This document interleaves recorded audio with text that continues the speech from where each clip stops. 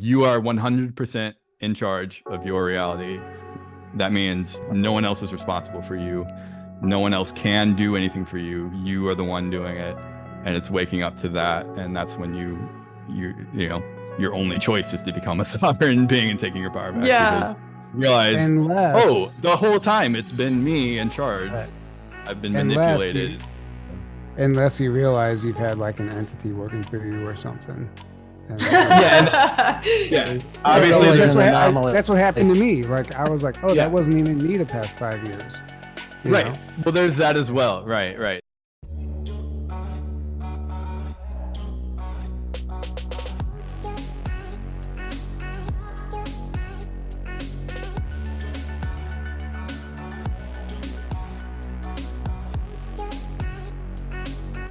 Welcome to another episode of Awakened Minds podcast. Today's guest is Tyler Kiwala and Aaron Kuhn from Journey to Truth podcast. These guys are the OGs from the disclosure community. They discuss topics such as secret space program, hollow earth, shadow government, parallel realities, just to name a few. So if you haven't checked them out, the link will be in the description below. Today we're going to be discussing some juicy content based on the spiritual awakening and understanding this matrix system, but we're also going to dive a little bit into what is the secret space program and the shadow government for those who do not know. Guys, I want to take a moment to congratulate Aaron Kuhn on his brand new book, Waking into the Infinite Universe, which is also available now on Amazon. So check the link in the description below. But without further ado, I welcome you, Tyler and Aaron. Yeah. So thank you, by the way, for having me back on the show. And this is Aaron's first time with you guys. And what's up, Yeah. Jimmy? How's it going? We're Hey, it's happy a to be pleasure to back. meet you, Aaron. By the way, Yeah, see you again. same to you, man. It's Awesome. Yeah. nice meeting both of you. Yeah, I'm excited to be here. So a couple of years ago, we decided, we've done the podcast and, we kind of took that as far as we can go and it was time to expand. So we decided to let's host a conference, right? And we did. And we pulled off our first one 3 years ago now. And technically 2 years ago, I think 2022. Yeah. Yeah, 2022. This will be your third but one? third conference, but 2 years ago is when we did the first one, 2022. This year is number 3. This is number 3. Yeah. Right. So yeah, this year will be number 3. 2022, we did our first one. And this is actually the shirt for it, surrounding the secret space program. And it was a subject that kind of like blew us both wide open as far as the information about what's going on in space. We had seen all of the UFO and government cover-up channels on cable, all those shows on cable. They exhaust the same narrative over and over, and you always know they're not telling you everything. So we finally learned about the secret space program, and that kind of like was a big catalyst for both of our awakenings, I would say. Maybe I'm speaking, I don't want to speak for Aaron, but for me in particular, it really was. And it was something I was always super passionate about. So we decided to do the first conference, primarily based on that. And all the presenters were whistleblowers, not all of them, but most of them were whistleblowers. And it was a big success. And here we are doing our third one. Little did we know that we were going to keep doing this every year, but the popular demand was there and everybody wanted us to do it again. And then we did it a third year. And before we could even put tickets on sale, the venue was booked up and sold out. I mean, so people were waiting for it. So it's something we never imagined we'd be doing, but we're here doing it. And it's May 13th through the 16th in Grafton, Illinois, for those who are in the States listening to this. I know it's right around the corner, so it might be a little too late to book a trip and come out, but if you can, there's still room. We'd love to have you. If not, you can always grab a ticket online. We have live stream passes that allow you to actually interact with the speakers for the Q&A, and there's some cool features there.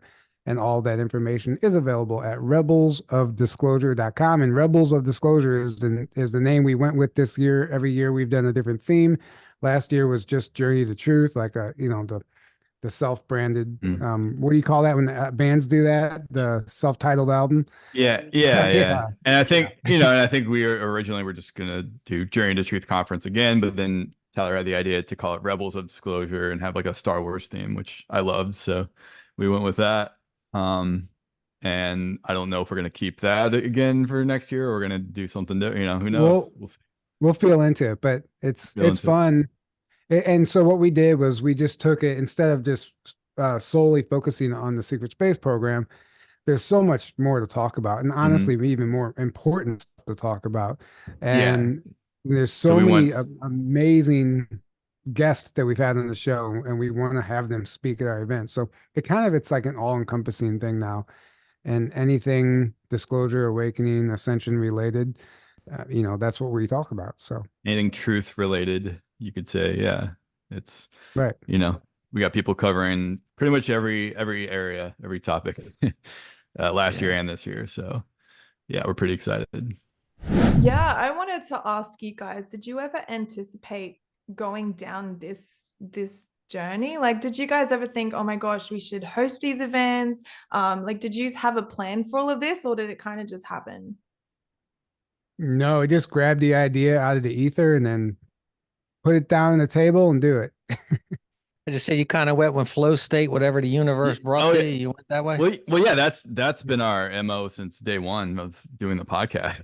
Like, just have no expectations and just have fun with it and get in that flow state, like you said. And like the podcast, that's how it's been since day one. And then same with doing conferences and everything else, documentaries now. I just wrote my first book, which I've been wanting to do for like 6 years. And yeah, I mean, we had been a part of a few conferences before we did our own, and we had helped in the putting on of a couple of conferences, and then we'd also been a part of a few, and we'd spoken at a few even by that point.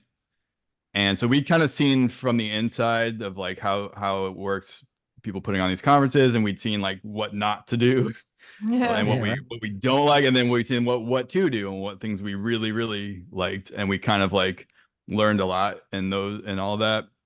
And then we also just noticed there were people, we saw these people putting on conferences that had never put on a conference before, didn't have basically hardly any of a following like we do, and they were able to put on these successful conferences that were amazing. And we're like, wait, if these people can do it, like we can like we could totally do it. And plus we'd even helped a couple people. Like, we are basically the reason their conferences happened, because we were promoting the conferences and helping out. And like, they even told us that they're like, you guys are the reason this conference even happened.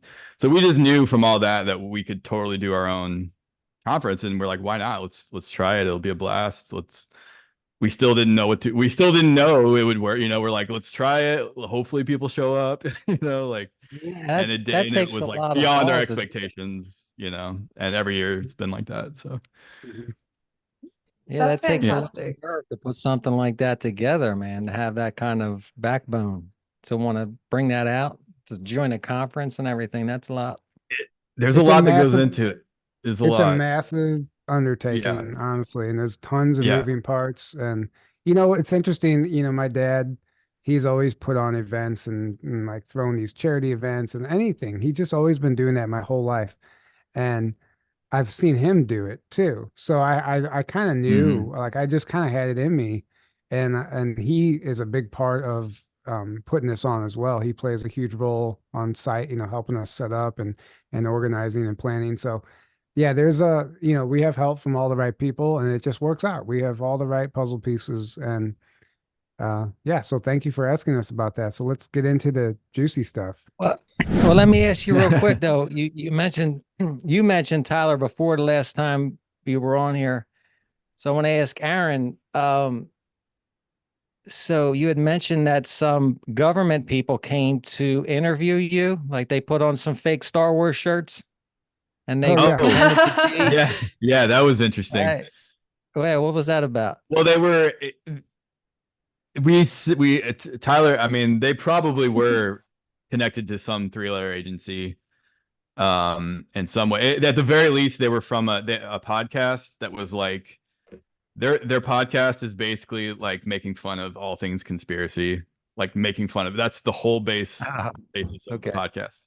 And there were 2 guys, and there's like 5 of them, I think. Then there were 2 guys from that podcast that they sent us an email posing as a media company that was like interested in all this stuff and just wanted to, you know, film for a No, documentary or something. yeah, film for a documentary. Yeah. Yeah, that's what they said, but what they really meant was film a hit piece of your conference and make fun of it and Right. pass it out in that way. Which Motherfuckers. what they did, and we caught on to them about halfway through the conference, and they were being extremely rude and obnoxious and filming right in people's faces and filming people's private conversation. Just everything not to do is what they were doing. And then we eventually started getting the inkling that like these guys aren't who they say they are also on top of that, and then we kicked them out. But then they ended up putting out an episode, like a hit piece episode on making fun of the conference and everything. So they actually did do that. And so at first, you know, I never really actually vibed with them, but they had somebody reaching out on their behalf, like the secretary who, you know, so I was talking to her the whole time. I never even spoke to them. And, you know, lesson learned, it's the first conference. I'm just excited that anybody's there. We had a film crew come out from the Netherlands to film a documentary, like all this crazy and they stuff. were amazing. Yeah, they were amazing. So they were, you know, these guys show up and, you know, they start filming. They have these crazy expensive cameras and stuff. And they're, you know, like Aaron said, they're right in everybody's faces, but they were creeping people out, like especially all the females. Like within 2 days, I had 3 complaints from 3 different girls about these guys, like being invasive and creeping them out, filming them, you know, while they're eating and while they're sitting in the audience, and just weird things when they shouldn't be filming these women, you know. And you know, we have a lot of psychics and empaths and energy, you know, readers and everything like that. So, and all of them were getting like bad vibes from these guys, and they were seeing like darkness around them. And the one girl was convinced that the camera was actually like being live streamed to somewhere else, and it was just all this stuff. And it was not good. yeah, and then one of the guys, like he happened to leave his phone on the table that had like one of the wallets in it, and someone picked it up, and there was 3 different IDs in there from like 3 different like states, which is, I don't know, it's, you know, interesting who has 3 IDs, right? And like why are they all in his wallet? Even if they all are him somehow. Like, you know, the universe just shows you. And then my friend Maria, she was a volunteer. Her family's not even into this stuff, and they sent her this random text that said, watch out for spies at the conference. And she was like, what? Why? She showed me, she goes, I don't even know, this is the most random thing for my family to ever send me. I don't know why they would send this to me. And then those guys eventually interviewed me, and they were asking me like, do feds ever infiltrate these events? Do you guys ever play spot the Fed? Do you have any protocols in place if you do see, you know, if somebody does infiltrate, whatever, blah, blah. And it's like, okay, they were kind of telling on themselves. And eventually I just kicked them out, and they threw a fit, but it didn't matter. They still wrote their hit piece. Wow, that's crazy. That's one of the things I was wondering about you guys, like, because the extent of disclosure you guys share is mind-blowing. Like, I wouldn't put it past you that there would be people spying on you, right? Like, does that ever freak you guys out to an extent? Like, do you ever wonder, like, oh, what's going to happen next, or who's going to show up at my door? Like, do you know what I mean? Or the men in black going to show up knocking at your door wondering, like, I say I have bring zero. it on. Yeah, bring it on. Right? I mean, if you know, we've been doing this now for over 5 years, and like, if that's the worst that's going to happen, or like, you know, I think we're protected, and I think to a certain degree, at least, I think, you know, there's we've been messed with in that way, and other little ways that just more like annoying, really, than anything. I mean, we've been deleted off of almost every platform at least once now, you know, and all that kind of stuff, censorship, but you know, we haven't been physically harmed, at least to my knowledge, and we haven't been, you know, there's been like psychic attacks and like entity attacks and things like that, mostly for Tyler, obviously. Really, but he's still here, he's still going, you know, so like, they're not going to stop us, you know, they can do whatever they want, but I think we're ultimately being protected as long as we stay on mission. If you made it this far, you got to be pretty confident. Authorize, right? We made it this far, and you can authorize things, I truly believe, if you really get off track enough. So as long as we're not doing that, we're being in integrity, and we're doing, you know, generally staying on our mission and being in integrity. I have zero fear of these people or beings or anything. Bring up, so after your last webinar on the Illuminati, that one, like, that was deep, you guys. Like, I watched the majority of that. I did have to turn it off because a part of me was getting like, it was dark, it was deep. And that's one thing that worried me, is like when you're getting into that kind of subject matter, um, you got to have a lot of protection to some degree, because there's going to be people very interested in what you guys are discussing. So that's one of the things I kind of wanted to talk about today, is dive into the music industry, Hollywood, and also understanding discernment within the spiritual community as well, because we are so conditioned, so programmed, that it's really important to talk about this as a whole when it comes to the spiritual community.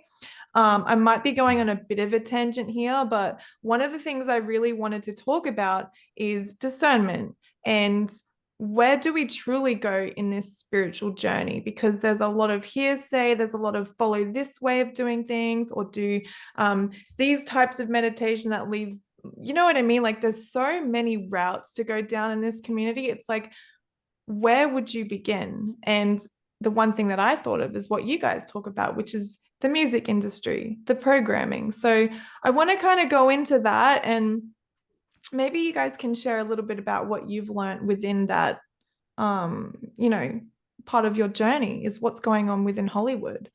So where do we start? Well, first of all, you sent me 4 different subjects you wanted to discuss, and this wasn't one of them. So thanks for the curveball. I know, right? I know. I do that all the time, right? I'm like, okay, here's what we're going to talk about, and then something So just pops basically, in. yeah, We wanted she wants an us to talk original about reaction. everything. That's it. Yeah, I was all ready Right. to talk about all the, she's like, I want to talk about the shadow government and parallel realities and time travel. I'm like, that's all right up our alley. And then she's like, okay, let's talk about music. I think Well, you're the one that guitar jumped got on with me. your guitar. Right? Yeah. Hey. Yeah, that's your fault. Yeah, You started that. started. As far as discernment goes, in spiritual practices, I mean, that was a loaded question. There was probably like 10 questions in that one question. Yeah, But sorry Yeah. about uh, that. so How much as time far do as we have? discernment goes, I mean, that's something that we all learn the hard way. All of us. We have all, been naive at some point in our journey early on, and we believe everything at face value because we don't understand the level of deception and the infiltrators and the misinformation and disinformation that's intentionally put out into the community. So at some point or another, everyone has fallen for something and taken the bait, believed in something that wasn't true, followed somebody who wasn't in integrity. It happens. And it's nothing to actually beat yourself up over, because I realized after doing it myself, it all happened exactly the way it was supposed to, because there's a big lesson in that for you and for everyone. And sometimes realizing that person isn't who you thought they were, or wow, I believed in that and it's not even true. This person was actually just delusional or something, and Yeah.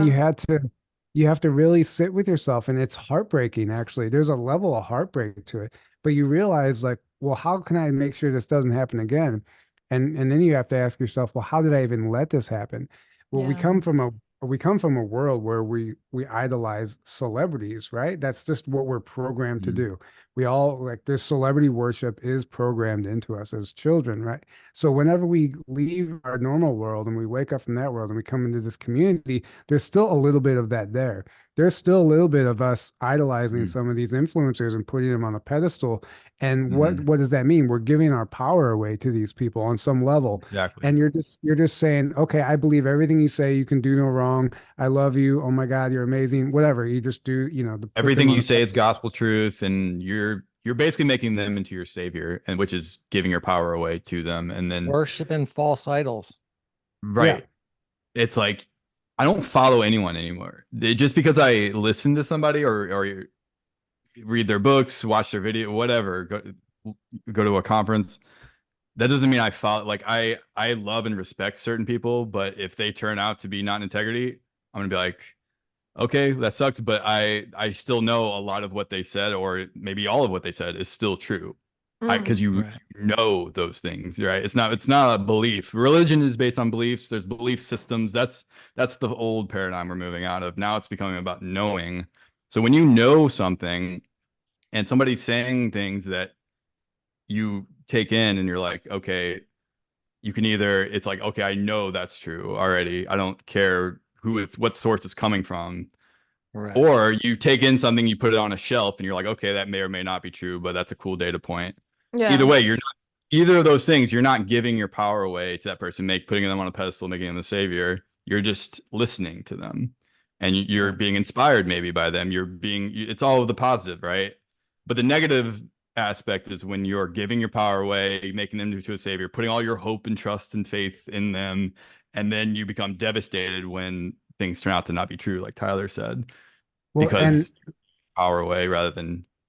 So the best way to navigate this and to use discernment is to learn how to identify a narcissist. And I mean that. Learn how to look, Yeah. because most of the time the people who are these false idols are in this movement for egoic reasons, right? It's a very ego-driven mission. And the reason that they need to be someone's savior and need to be the one with the information is because their audience is feeding their ego, and they're basically parasiting off of their audience.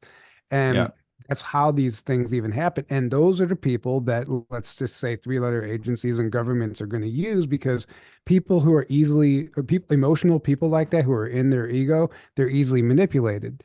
And they know how to push these people's buttons. They know what to dangle in front of them to get them to do whatever they need them to do. And sometimes it'll be unbeknownst to the person. They won't even know themselves that they're being used by some entity or something's working through them. And it gets pretty deep. We can take it as deep as you want to go, but ultimately, it's no one in integrity is going to be giving you the bad information, right? So it's only coming from the people who are, let's just say, unhealed, for lack of a better term. Yeah. And when they're unhealed, people are going to take advantage of that. And that's what's going on. So if you can learn how to identify a narcissist and look for all the red flags, then you can just start listening to all of your favorite influencers and see, or just anybody, and then identify, oh, okay, like I've seen that before. I understand this. And a lot of times, like, the only way you can learn how to identify a narcissist is by experiencing it, right? Yeah. Which I have, unfortunately, and a number of us have. But even if you haven't, you can still read about it and learn how to look for the red flags. But ultimately, I think all those people in our lives are in our lives, in our path, as a lesson, right? As a lesson in discernment. And we sometimes, humans like to learn the hard way. That's bottom line. We like to learn the hard way. That's just how we learn. So sometimes we'll see the red flags and we'll still go head first into that situation, because there's something in it for our soul. We don't quite understand it yet. And then once it's all said and done, it might have seemed like the heartbreaking thing, but ultimately it was your biggest teacher, and you'll be forever grateful for that moment, because now it's made you into somebody a lot wiser than you were before you started. Yeah, absolutely. Let me ask you, I want to ask you this because, and I hope this comes out right where I explain, this is like a theory of mine, and I'm not a religious guy. I just grew up around, so in the Bible, when they talk about how 1/3 of heaven revolted against God, Satan was ever to convince these beings to revolt against God. How much of that do you think has happened in society that today, with false idol worship and things like that, leading people to, like, into this, like, believing that you can vote for Joe Biden one more time, but the fact that 50 years he was in office, he never did shit, but this election might be the one that matters. And was one of the most corrupt politicians ever, but somehow he's gonna like, how are people led astray like that? Right. Well, it's just another form of, everything about the false matrix, as I talk about in my book, is based on ego. It's based on you giving your power away to something or someone outside of you. And then that thing, or the entities behind that thing, are feeding off of your energy and keeping you in a state of fear and guilt and shame and all the low anger, all these low vibrational emotions that they're feeding off of. So it's a parasitic, it's a bigger version of the narcissist empath. Yeah. Parasitic codependent thing. It just on a societal level. So as above, so below, right? So anything you see in like a small scale, you're going to see a bigger scale version of that. So politicians are just like these, basically they're like, you could say they're puppets, which they are, but they're also these parasites. And in my opinion, there's entities that are parasites working through them, like Joe Biden and like all these deep state people, that are, they have to keep you in that, manipulate your emotions, manipulate your beliefs, so that you're constantly worshiping. Oh my God, you're my savior. Oh my God, you're worship. That's worship, right? That's what that is. So that's your God that you're worshiping. Whether it's Joe Biden, whether it's Obama, whether it's Trump, can even be that. Don't make Trump that, even though I think he's doing a lot of good. I was gonna say he's the good guy, I've right? made Trump that. Same thing. Yes. It's I wouldn't what trust you're him doing totally with either, those. though. I don't Right. know why. Or it becomes a villain that you're just like, oh, I hate so much. And it's like, well, stop feeding it all your energy, because you're still feeding the system.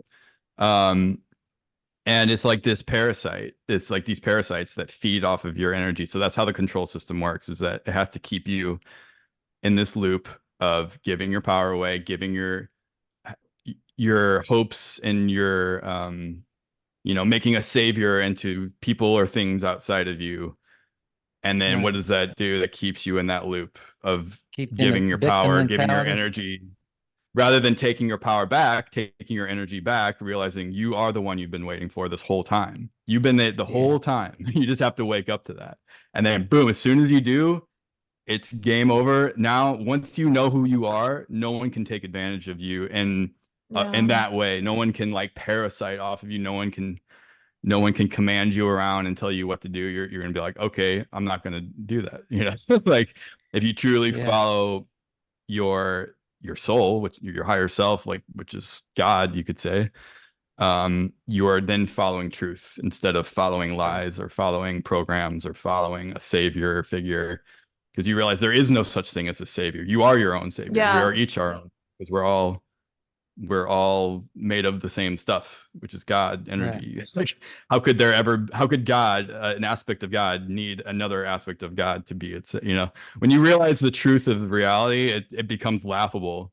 It becomes like a massive joke of like society and all these crazy programs that are running, it's like, it's hilarious. But at the same time, it's like, you have to have compassion and understanding of like, not everyone's at the same level. Other people are still, and we used to be there ourselves. So it's like, if we can all just have love and compassion, and while at the same time having the healthy boundaries and not allowing parasites and narcissists and psychopaths and all these things to like feed off of us. Sounds scary, hey. Because that's self-love. If you don't have self-love, that's when you allow all that, right? So you have to have self-love first, so then you can also love.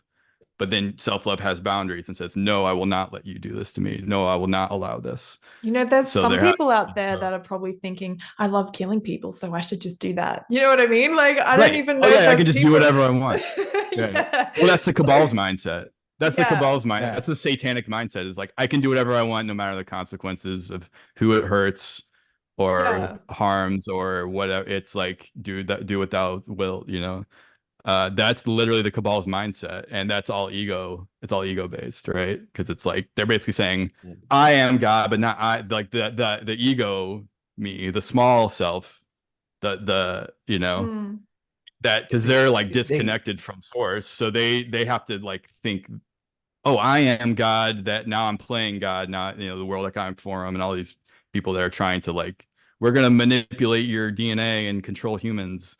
You guys are just cattle that we can control because we have all the money and power. Well, why do you have all the money and power? Because we've given it to you. So the second we take our power back and stop giving you the power, it's game over. Right. But they don't want us to realize that. They want to keep the game going so they can fulfill other agendas. But it really all comes down to awakening to the truth. Well, what is the truth? That we're all one, that love is the only truth, and that you are your own savior. You are the one you've been waiting for. You are the universe experiencing itself. Okay, the end. The end. Like that's right. Like that's the ultimate truth. So like, why would I ever think I'm better than someone else, or why would I ever try to like harm someone else when I understand that? That is the most liberating thing there is, when you find out you're your own savior. Yeah. Yeah. Like, I don't have to vote for nobody. I don't need an election. I don't need a debate. This is the way I want it. This is my reality, and it's different from all yours. Yeah, we can all you come need to together know. and create our own beautiful reality. We don't need to like hope and wish and pray that someone else does it for us. Some politician that we really like, oh, I voted for them. Oh, they turned out not to be. Oh, well, maybe next time I'm going to vote and it's going to be the right person. Like that's asinine. I'm sorry. Like we gotta get out of that paradigm. That's all the old Well, paradigm that's going away, right? The new they earth is the they say opposite of evil that. Right? prevails when good people fail to act. And that's what Yes. happens. They Yes. just sit back and they just, like liberals, it's the biggest thing. They sit back and, well, as long as they're happy, let them go about their way. Well, that's how society erodes itself because Right. nobody No one's speaks taking up. responsibility. Right. Because no one's taking Right. responsibility. We're all, oh, someone else will make my life better. Someone else will make everything better. Everybody No, took you the have to easy do way it. out. Each one of us. It's our Mhm. responsibility to create the reality. We are constantly creating reality all the time, every second. But if you're unconsciously creating, that means something else outside you is programming you to create a reality that you're unconsciously running those programs. Oh, I love that So you you take your just power said back. Now that. you're the one programming yourself. And This then is getting dark, you can right? Like create what I just what you saw want. is like puppets just being controlled and being told what to do. Like that is actually the truth of our reality in a nutshell. We are actually that program. But when we Mhm. come out of it, like you just said, no one's coming to save us. We got to save ourselves, look after ourselves, love ourselves. That's the very beginning stages of understanding who you are and how to make changes in this reality. And it's crazy because we're in a dualistic reality, right? So it's like there's an argument about having to be either light or dark, but it's like it wouldn't exist without both. So it's like you Right. really have to master both aspects. Yeah. You have to understand the negative parts of you, the positive parts of you, but learn to love yourself. And then when you get to that point Yeah. of love, you've kind of mastered this reality. So yeah, what are your thoughts on that, Right. Tyler? I Beautifully mean, Yeah, said. Tyler. Yes. yeah, I mean, so man, Now I you mean, take it. you're right. It does come down. Yeah. Sorry, I got my soapbox. Now you take it. I mean, basically, Aaron said it, right? But it does come Yeah. down to love and mastering your reality and creating a reality that looks completely different than what you see on your phone or on the computer or on the TV. And that's what it's all about because that reality that they're projecting for you, the reality that they're creating for you, isn't reality at all, actually. You can even Mhm. argue that, when you look around, that's not reality either because everything's an illusion. But still, when you go outside and you talk to your neighbors, and you talk to your friends and family, things aren't always as bad as they are when you open up your phone and start scrolling, right? Yeah. Because they Mhm. want you to see the worst of everything, and that's been their game forever. So Yeah. things actually aren't that bad. And if everyone just had their devices stripped away from them and no TV was available to anyone, this world would fix itself overnight because no one's being told what to do, what to think, how to think. They're not being told Mhm. who to vote for, what to believe in. Yeah. COVID, sorry, we're whatever, we're on YouTube. So Yeah. C word, the The C word scamdemic. couldn't have existed without the mainstream media. Think about that. If there was Yeah. no TV to tell us that there was a virus, there would have been no pandemic. I'm Well, convinced it of would that. have just been people would have just thought it was a normal flu season Yeah, because that's basically all that would have happened, right? right. That's all it was It anyway. wouldn't, yeah, it was Nothing anyway. of what happened would have happened, right? You're absolutely right. If they would Right. have Yeah. just So told they us needed, that. they needed to have that death counter in the top right corner of Mhm. CNN all day long to Mm. project that fear and then create this false reality, which wasn't true at all. And Yeah. and we know what happened with that. It's like beating a dead horse at this point. But yeah, I mean, I second everything Aaron said, and we can what are you laughing at over there? Beating a dead horse. It's just like, it's nothing. Right. Yeah, but it's Right. still happening though. What you're saying right now, the censorship, it was happening then during that pandemic. Anybody that came out about vaccines, the V word, got canceled. Mhm. Like channels like yours were struck and their stuff Yeah. was taken off of their channels for speaking against this. So there's your censorship. So why, if you're telling the truth, do you want to have censorship? It's the same thing. Why are they taking TikTok away from America or attempting Yeah. to? Because Right? they want Is to it be the because is it because it's not censored and people are allowed to speak their mind and they don't want that? Mhm. right. Right. They want to That's be what the I see arbiters it. of they want to be the arbiters of truth. They only want you to believe what they want you to believe. It's the control system. Like, if there wasn't it's funny when people try to poo-poo this stuff and say that, oh, none of this exists, there's no conspiracy. Then why are they clearly censoring all the same topics? They're all trying to steer you into one narrative. Every mainstream, everything is media, go down the list, everything is all saying the exact same things, trying and censoring anything outside of that and demonizing anything outside of it. How is that not a like, that is the definition of conspiring for an agenda? I'm sorry. Like, it's hilarious to me that people, the people that can't see it at this point are almost like, we're almost at the point where the people that can't see it now are like, that's where they're at, and they're just nothing will wake them up. They're that entrenched in that, The interesting thing about TikTok is, it's funny, Nancy Pelosi came out and said, this isn't a ban on TikTok. This is an attempt to make TikTok better. Of course, that's what they would say. Make it better. Yeah, better for them. Better serve their agenda. But what's interesting about TikTok is everybody's like, oh, I won't get TikTok. It's CCP, the Chinese are spying on us. But the reality of the situation is, I watched this guy he's been banned off TikTok now for bringing this to light. He's like, how come I can say anything I want on TikTok about Russia and the CCP and go and do extensive videos on exposing the Chinese Communist Party and Russia, whatever he's doing? He goes, and I don't get censored. But he goes, anything that I say about the United States, the video gets removed. He goes, tell me that you still believe that this is a Chinese company. He's like, this is an American company that's posing as a Chinese company. He goes, why are they allowing me to expose all these other countries? But at the second I say anything about the United States, then they take me down. He goes, if this was China, was China, they wouldn't care that we're talking about the United States. Promote that. They would that you're talking negative. Like that. Yeah. And that'd be more propaganda for them. It's bullshit. And they just took him and swiped him right off of TikTok after he made that video. My TikTok got deleted. It got deleted. Of course. Here's the funny thing. I had one video on my TikTok. One. It was the very first Journey to Truth promo video that we made way back in early 2019. It was like a minute and a half long. Like, the audio of that video, there was nothing in the audio. It was just Tyler and I talking, like a phone conversation. Here's what did it. It was a picture that was on the screen for maybe like 3 or 4 seconds that had like I can say the word syringes. It had like syringes going into like a skull. I already said it. Sorry. This is going on YouTube.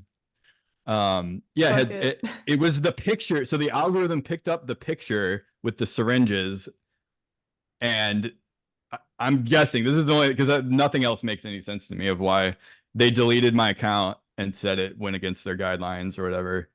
And I was able to get back on, but I just was like flabbergasted. And then there's like all these other people posting way worse, way more controversial. Right. But somehow they're still, Tyler, you posted way more controversial stuff than that. They've removed tons of my videos, but I'm still there. Your videos, right? Yeah. Oh, I get on Instagram and they have straight up murder videos on there, or people are actually doing that, and that makes it. How are you telling me you're going to censor stuff for your stuff for that, and people don't see a connection between somebody's trying to keep something from you, and you Twitter should go after that, not let avoid it, like go after that, right? And like Twitter, when there was like child pornography and pedophilia rampant and all over it, none of that got censored, none of it. Right. But then they were censoring stuff like us and stuff like the truth, right? Yeah, it's like okay. Yeah, because that makes sense. You can tell what they're trying to normalize. I mean, a lot of that stuff. They want all that stuff. Yeah. Right. Well, the reason, so this gets into the whole question she asked earlier about Hollywood and stuff. So the reason they're trying to normalize things like the child pornography and pedophilia and all that stuff is because they all do that. So if they can make it somewhat acceptable in the public eye and start grooming our children at a young age and make it quote normal, then all of a sudden what they're doing isn't so bad anymore in their eyes. And what they want. That's what they want. Because Mhm. they know the hammer is coming down on them and they know that their time is up. So whenever all these videos and this stuff starts being released, well, their hope is to try and make this stuff legal by the time it comes to by all Hmm. their crimes come to the surface, and then they can just wipe their hands free of it. But that's not what's going to Yeah. happen at all. They're literally No. delusional, and they just think it's going to work, and Well, they they're create all. desperate. They're desperate, so they're trying everything they can. You can see all the damage control and the desperate attempts of like getting ahead of what they know is coming or what's already happening. They're And all actors anyway. They're all a bunch of right, in actors. in terms of Like, like, I don't, let's say like the deep even if fake they're videos athletes. that like when we start seeing like all these articles come out about deep fake videos. Oh my God, you can't That trust too, any yeah. video you see because it's probably a manipulated video that's not actually that person. They're trying to get ahead of like stuff coming Right. out. They know Um, those Puff Daddy videos are coming and they can't defend them. Right. Oh, You know? pedophilia is just a sexual orientation. You're a bigot if you think pedophilia is Yeah. bad. You're a Well, bigot. Yeah, like they're trying to how like about manipulate you. the way they do with society with these taglines? So they actually got men, grown men with a beard like you and I, going into schools with dresses on and makeup, talking to children. And society says nothing about it. But when you do, there's some kind of phobia after you. We can't have a Right. discussion on why you're doing that to children without me being transphobic, homophobic, or some kind of Well, tagline like that. well, yeah, Like, why is it's that? an ad hominem attack rather than having an actual discussion or getting to the truth of it. It's just you're bad, end of story. Like you're Yeah. painted with this broad brush of like, okay, you're saying these things, you're this, that, the other. I had that experience when, okay, so before we started the podcast, the last band I was in, for example, I, you know, I started posting things on Facebook about, this conspiracy, the big conspiracy word things. And then I posted a few like pro Trump things because I was supportive of him. And all of that was a big no-no to all the other guys in my band. They were like super mainstream media programs, super agenda programs. Uh, and they started attacking me publicly. They would like comment on things I would post, like publicly attacking me. And then I tried to like politely have a discussion. I tried to like just all take a step back, be like, hey guys, can we like talk about this so you're not like publicly just attacking me and making me into a Yeah. bad guy because here trying to tell them where I'm coming from and they were not interested. Not in the Yeah. slight. They would not even hear they're like, nope, you're this, you're racist, you're this, you're that. They called me like all these bad words, and that was it. End of discussion. Wouldn't let me speak. I wasn't allowed to have an opinion other than what they said. I was wrong no matter Right. what. And that's when I knew. I'm like, oh man, like that was really my first like, wow, there's a lot of people that are at that level of like programming where Mm-hmm. they're right, whatever their programs are, they're not open to anything else. Yeah. And that's what the system wants. They want to program you so heavily that you just keep running this program that is emotional, reacts, gets triggered, and like attacks who they want you to attack and defends what they want you to defend, right? So When I you're like come this. across someone like that, I kind of just, you gotta let go. Like, there's nothing really that you can do unless you feel like getting into Yeah, an argument. It's like you can't even prove a point. And that comes back to the narcissist right. and the caretaker, right? That's there as well. It kind of is limitless, it's Hmm. endless. So when you get to that point where you acknowledge that and you understand that energy, it's like, well, time to just say nothing. You can't really do anything about it because No, they're not going to change their ways. right. I realized anything I said was going to get twisted and demonized. And Yeah. like, I realized like they've already made up their minds. I'm like, okay. So I quit the band immediately. And, um, Yeah. I just realized I'm like, man, there's a lot of people out there that are operating that way. It's And like the that's second what's you scary trigger about, those things, you're demonized. You're a bad person suddenly. yeah. Right. I mean, that's the scary part about this spiritual journey is that you're going to run into people that you can't connect with anymore. Like, it's like, where do I go from here? So I guess that would be one of the most important questions is for you guys. How do you navigate your way through life now? It's pretty much a loaded question, I guess. But for those who are watching, how can you help them in that way? What would you say to them? I would say, man, I mean, we learn everything the hard way, like I said earlier. Yeah. And at first, whenever you start learning about this stuff, like Aaron said, you just want everybody to know. You think, oh my God, I need to wake everybody, Mhm. other people need to know this too. But then you realize that that's actually going to have the opposite effect because a lot of people that aren't Mhm. ready for it, they're going to actually they're going to start attacking you because it's Yeah, threatening their beliefs. It pushes them further away from it, and they'll actually double down on their beliefs. So they what double you need to, down. Exactly. yeah, Yeah. what you need to do is, I realize it's not about trying to wake people up at all, and it's just about presenting the information. We have a platform, so we Mhm. can do this. Obviously, not everybody's in our position, but it's just about presenting the information, and it's up to them. It's up to the listener to decide what to do with that. And we're not Right. in the business of convincing anyone of anything. And we Right. do these deep dives and we try to get to the bottom of this stuff. And I would say 99% of the time, every conspiracy theory that we've dove into has turned out to be true, and on Yeah. some level, in some way, shape, or form. But navigating these times, I understand, because then you do have to face some of these people from your old life, because what happens is you're no longer a frequency match. You're not energetically compatible with that person. And sometimes you're going to separate. It's not about getting better than somebody. It's just literally you're vibrating in a different frequency than they are, and almost to where you're existing in a different reality than them. And sometimes they don't even see you anymore. Like you kind of grow Mhm. apart, but you're just living in different worlds. And it's not even like anything bad ever happened, but you're just in separate worlds. But every once in a while, Mhm. they come back around. And what happens for me is I understand, and I learned this the hard way, that I can't be the Tyler that I am now if I'm going to be around my friends who decided to stay here and just keep living the same year over and over again and calling it a life. Yeah. I decide I can't be this new version of myself. For one, they won't even see me. For two, like it won't be, it'll be uncomfortable for me. So just like the ETs and the higher dimensional beings do to contact us, they have to lower their density and frequencies to exist in our reality so they can communicate with us. Essentially, we're doing the same exact thing when we have to communicate with our friends and Right. family and people from our Mhm. old life. We're essentially, you almost squeeze into this cardboard cutout version of yourself that they're expecting Yeah. to see, the version Yeah. of you that they're expecting. You just become that Mhm. person again, You have and to you play appease them. You have to appease them, basically. and you just Yeah. play that character for that night, and you Mm. play that role, and it works out. And then now there's no resistance. You don't have to Yeah. you don't have to fight. You don't have to fight who you are, because in a way you're like shifting into an altar, right?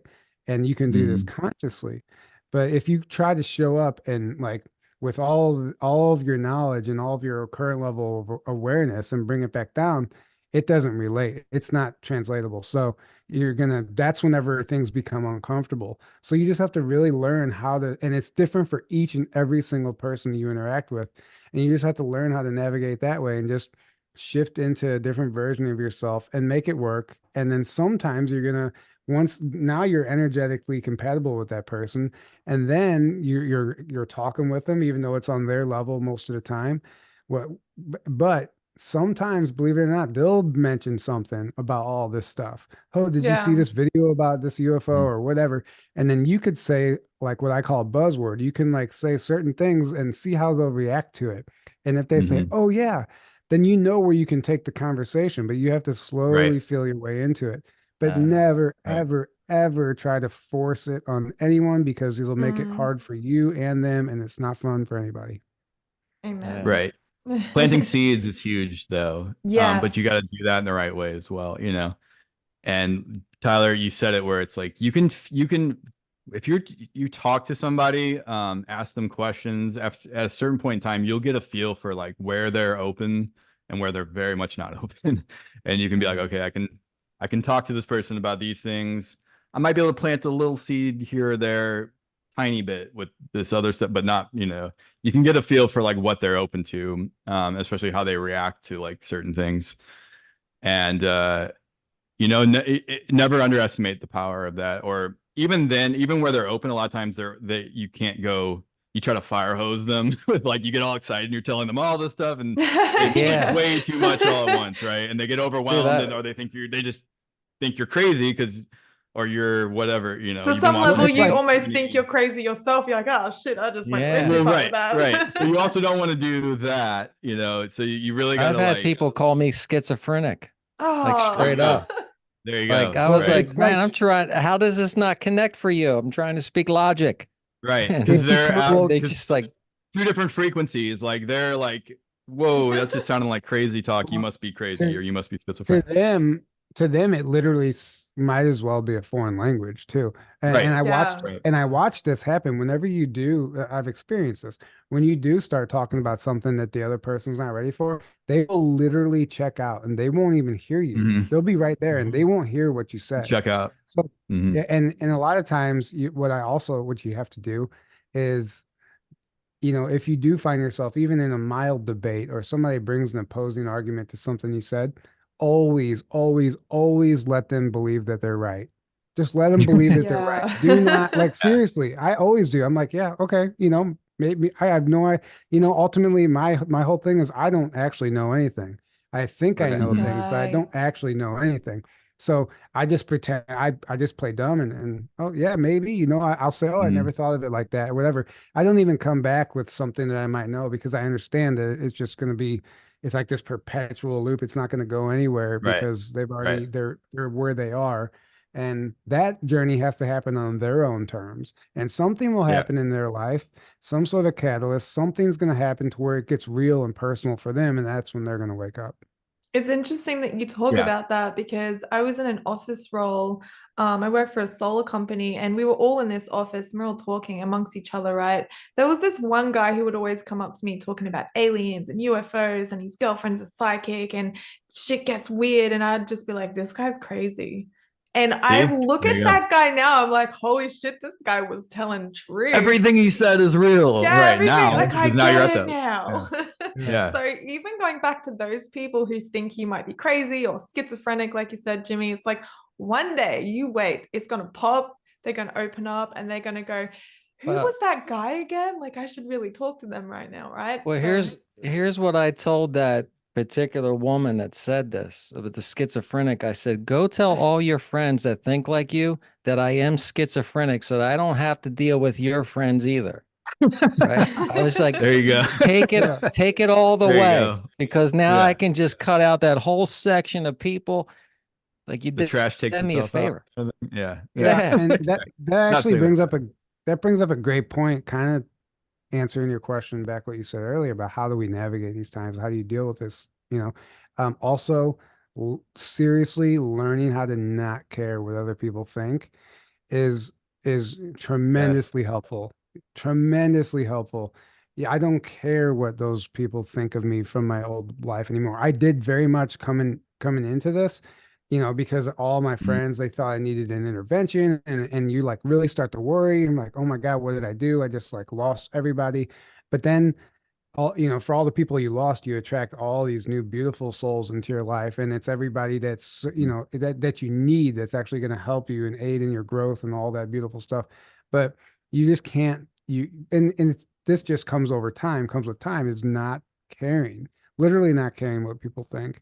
And, even down to like how you look, even when you go out, like the simple stuff, like I'm dressing like a bum all around town half the time and I just don't care anymore. And the old version of me would never have been like that. I would have been, making sure everything looked good and I had, clean shoes and all this stupid stuff. And now I'm just like, I got stains on my, like bleach stains on my shorts and I have this ratty t-shirt and grass stained sandals and a backwards hat, and I'm going to a restaurant. And I don't even care anymore. And guess what? No one else cares. No one cares what you look like. And I realize that. And actually you end up having such a more authentic, beautiful experience that way, because the people that you end up talking to are going to be the real people because you're in that authentic frequency now. And I don't like, Yep. yeah, some people are still in that program where you like, oh, I would never be caught dead out in public like that. And I'm just like, I don't even care like anymore. I'm just like, and sometimes I Yeah. catch myself in the mirror. I'm like, damn, I went out like that. But it's like, Who gives a shit? you Well, know, I talk No. about that in my The book. true self sets you free. Yeah. Well, I mean, I be mentioned your that in my truth. book. It's like once you awaken, and once you now you awaken to your truth or the truth, or like you're like authentically, oh, this is real. This is what I care about. This is now you have two choices. Once you get to that point, you can either be too afraid to live your truth because it's going to be too upsetting to the people around you. You're worried what they're going to think, what they're going to say, what they're going to do. And then you have to live a lie. And then you're going to be miserable for literally the rest of your life because you're not living your truth and you know it. And the things you want to do, want to say, and the people you want to be around, you're not doing it. You're keeping yourself in this cage, trying to still appease everyone around you and people please the people around you, right? And not rock the boat. You just Well, like you're going to be explained. miserable. There's no way around it, right? Yeah. I think that you just And you're not going to be explained. helping anyone around you also. Like Yeah. think about what example are you setting to the world by living that way? You're saying it's more important to not be authentic, to not live your truth, to live. It's more important to live a lie if it just pleases and not doesn't rock the boat and pleases it. Like that's horrible. Like How much that's self-love is anti-life, there? right? That's the opposite of life. That's like keeping yourself small so nothing too uncomfortable happens, basically. Well, It's Yeah. lack of that's you just self-love. staying like this your whole life, scared. That's fear based, right? Well, the second, or option two, you have to choose to live your truth and step into it, and that takes courage. But the reward is you will be more fulfilled and happy, and have more love than you could ever possibly imagine if the more and more you do that. And it's kind of like you don't know what you don't know. Like it's scary stepping into that because you've never done Yeah. that. You've really but it's like that's where faith comes. You got to have faith that like the universe, things are going to work out. Like Tyler said, the right people that are on your frequency you will be drawn to you. You'll find them, and the people that aren't, yeah, sometimes it's hurts that the people you cared about or had a relationship with fall away. But you got to say, like, what's more important is clinging on to that person Yeah. or me living my truth. And if they're not going to love me for who I truly am, then that's not love. If someone can't love you for who you are, if you have to be a specific type of person, appease them for them to accept you, that's not love. That's I just, told Natalie false. last week, I heard the ultimate thing. The guy said, true love is wanting more out of the other person than you want for yourself. Yeah. You know? right. Yeah. And It's were you going to giving, say it's not something a taking. minute ago, Natalie?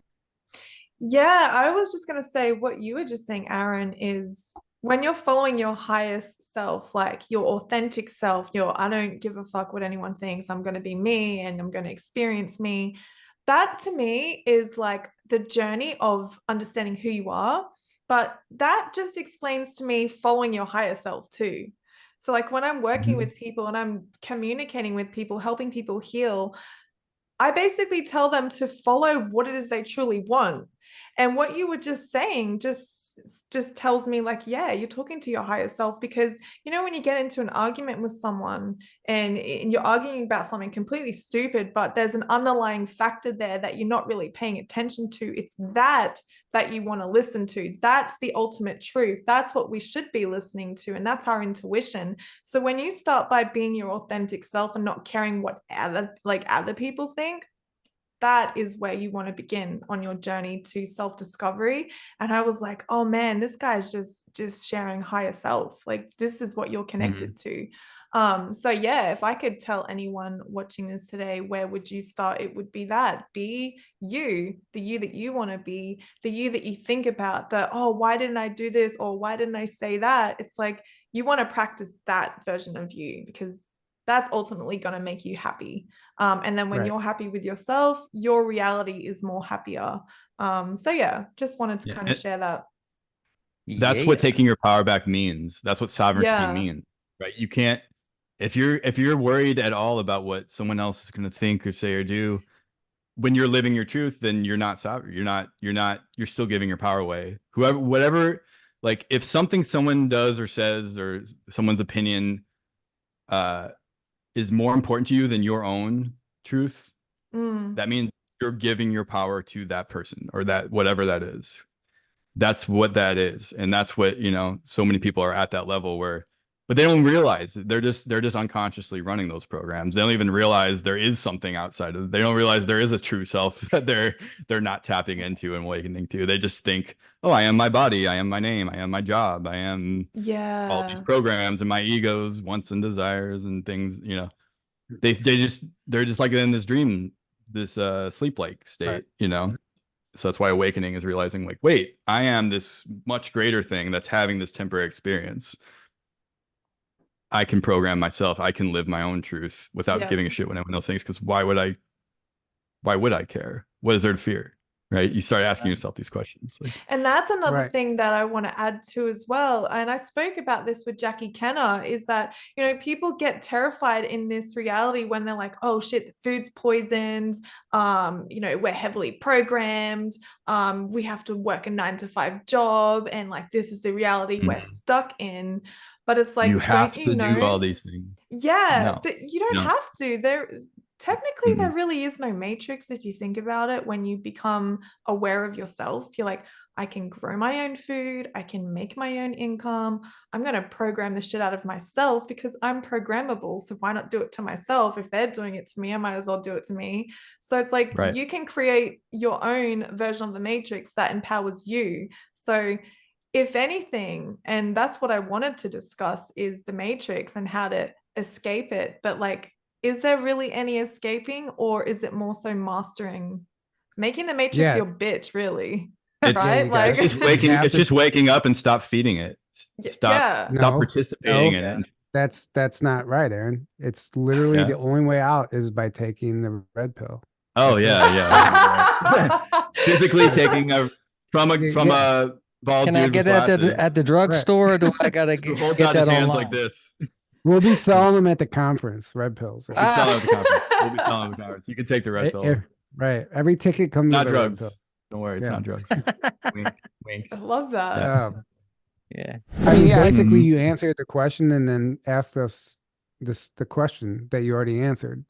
Yeah, right. I do that. I mean, but in a good way. No, I mean, in a good way. Like you understand it already. Like that, you said it. You have to just create your own reality, and also with the spiritual practices, people ask us like what we do daily for spiritual practices, and like I used to take it real serious, and I was like almost so serious that I forgot to have fun, and I told that story before, and I just forgot to enjoy life because I was like almost turned it into a religion. Like I was like, okay, I have to meditate, I have to eat like this, I have to do this just perfectly, I have to be this certain way, and all this love and light stuff, and then you just like it's so fake.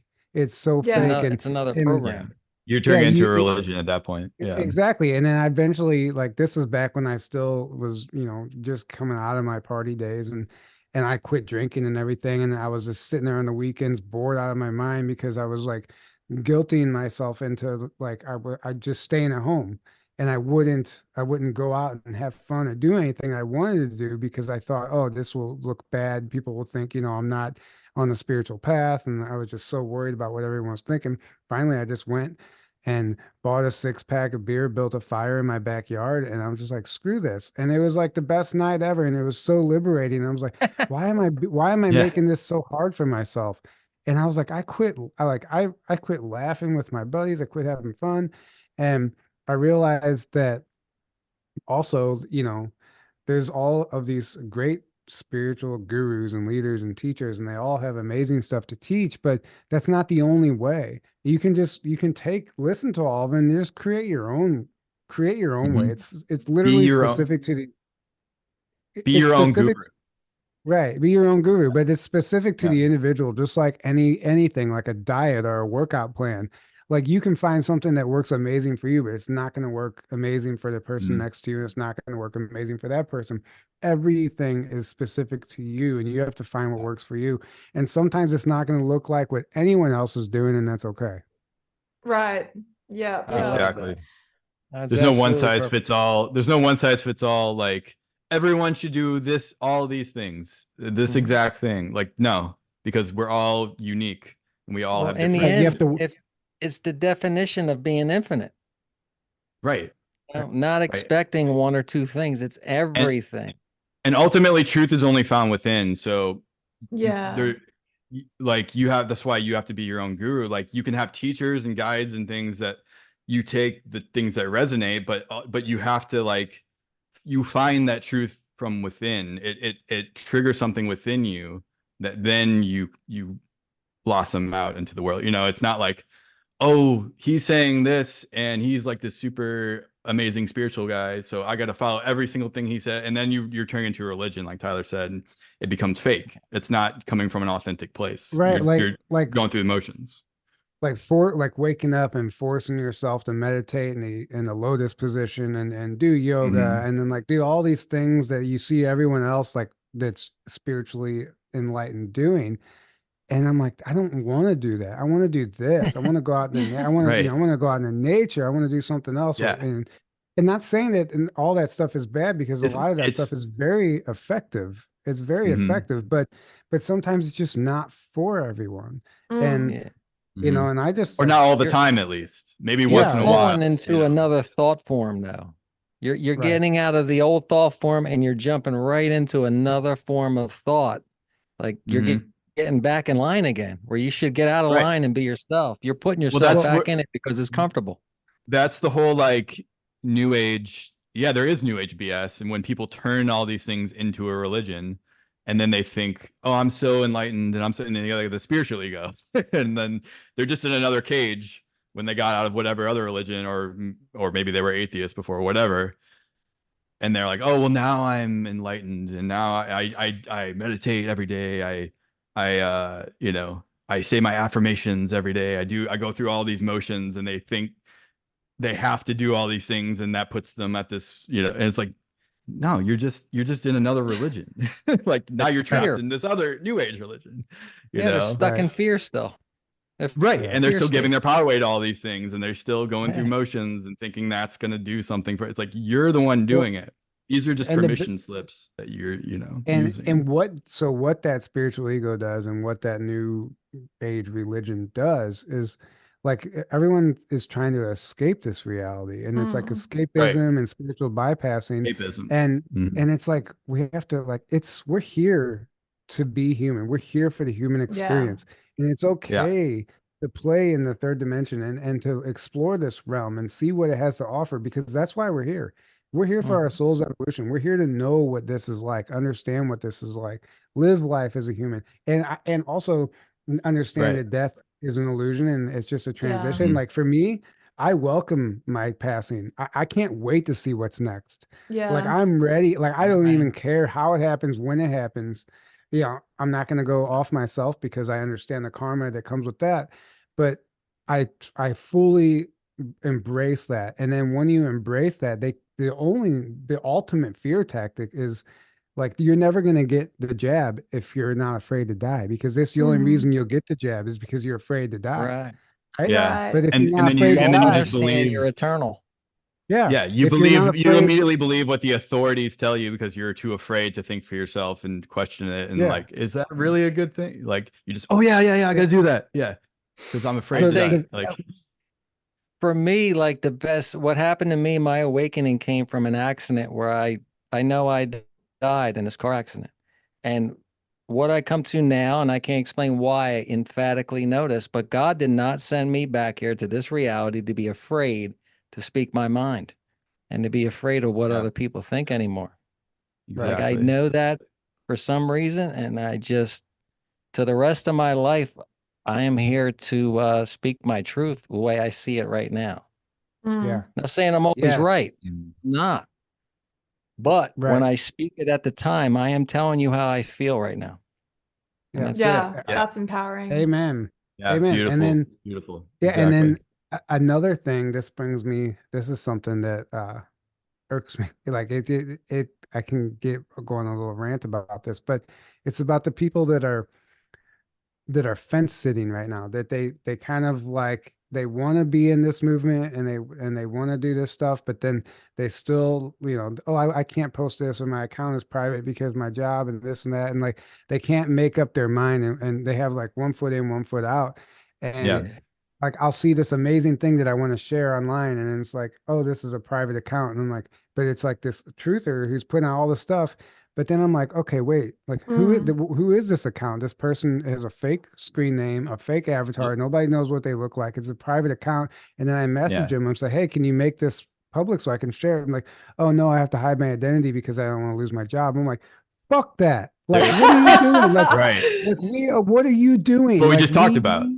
Yeah, exactly. What like we just talked about. This is going to be the worst revolution ever if everyone is hiding behind this screen name and this avatar and nobody's showing their face and using their real name. And then what these same people do is they're the first ones to get on and call and argue with people and be a troll and all this stuff because they're hiding behind this fake version of themselves that they created online. No, it's like they would never say this stuff to you and to your face. But I'm like, okay, so I literally. What are you doing then? What the hell are you doing? Yeah. I literally quit my job because I wanted to do, because I'm on this path. I was no longer in alignment with this job. Like, I don't see how you can sit there and act like you're in, like, fighting for the truth and hiding at the same time. Staying in the matrix and hiding and just doing these little things secretly. Like, give them time. They'll eventually leave. Hopefully, because I would do the same thing too. Like, fuck that. I'm leaving my job. This is too important to hide. Like, we don't hide this.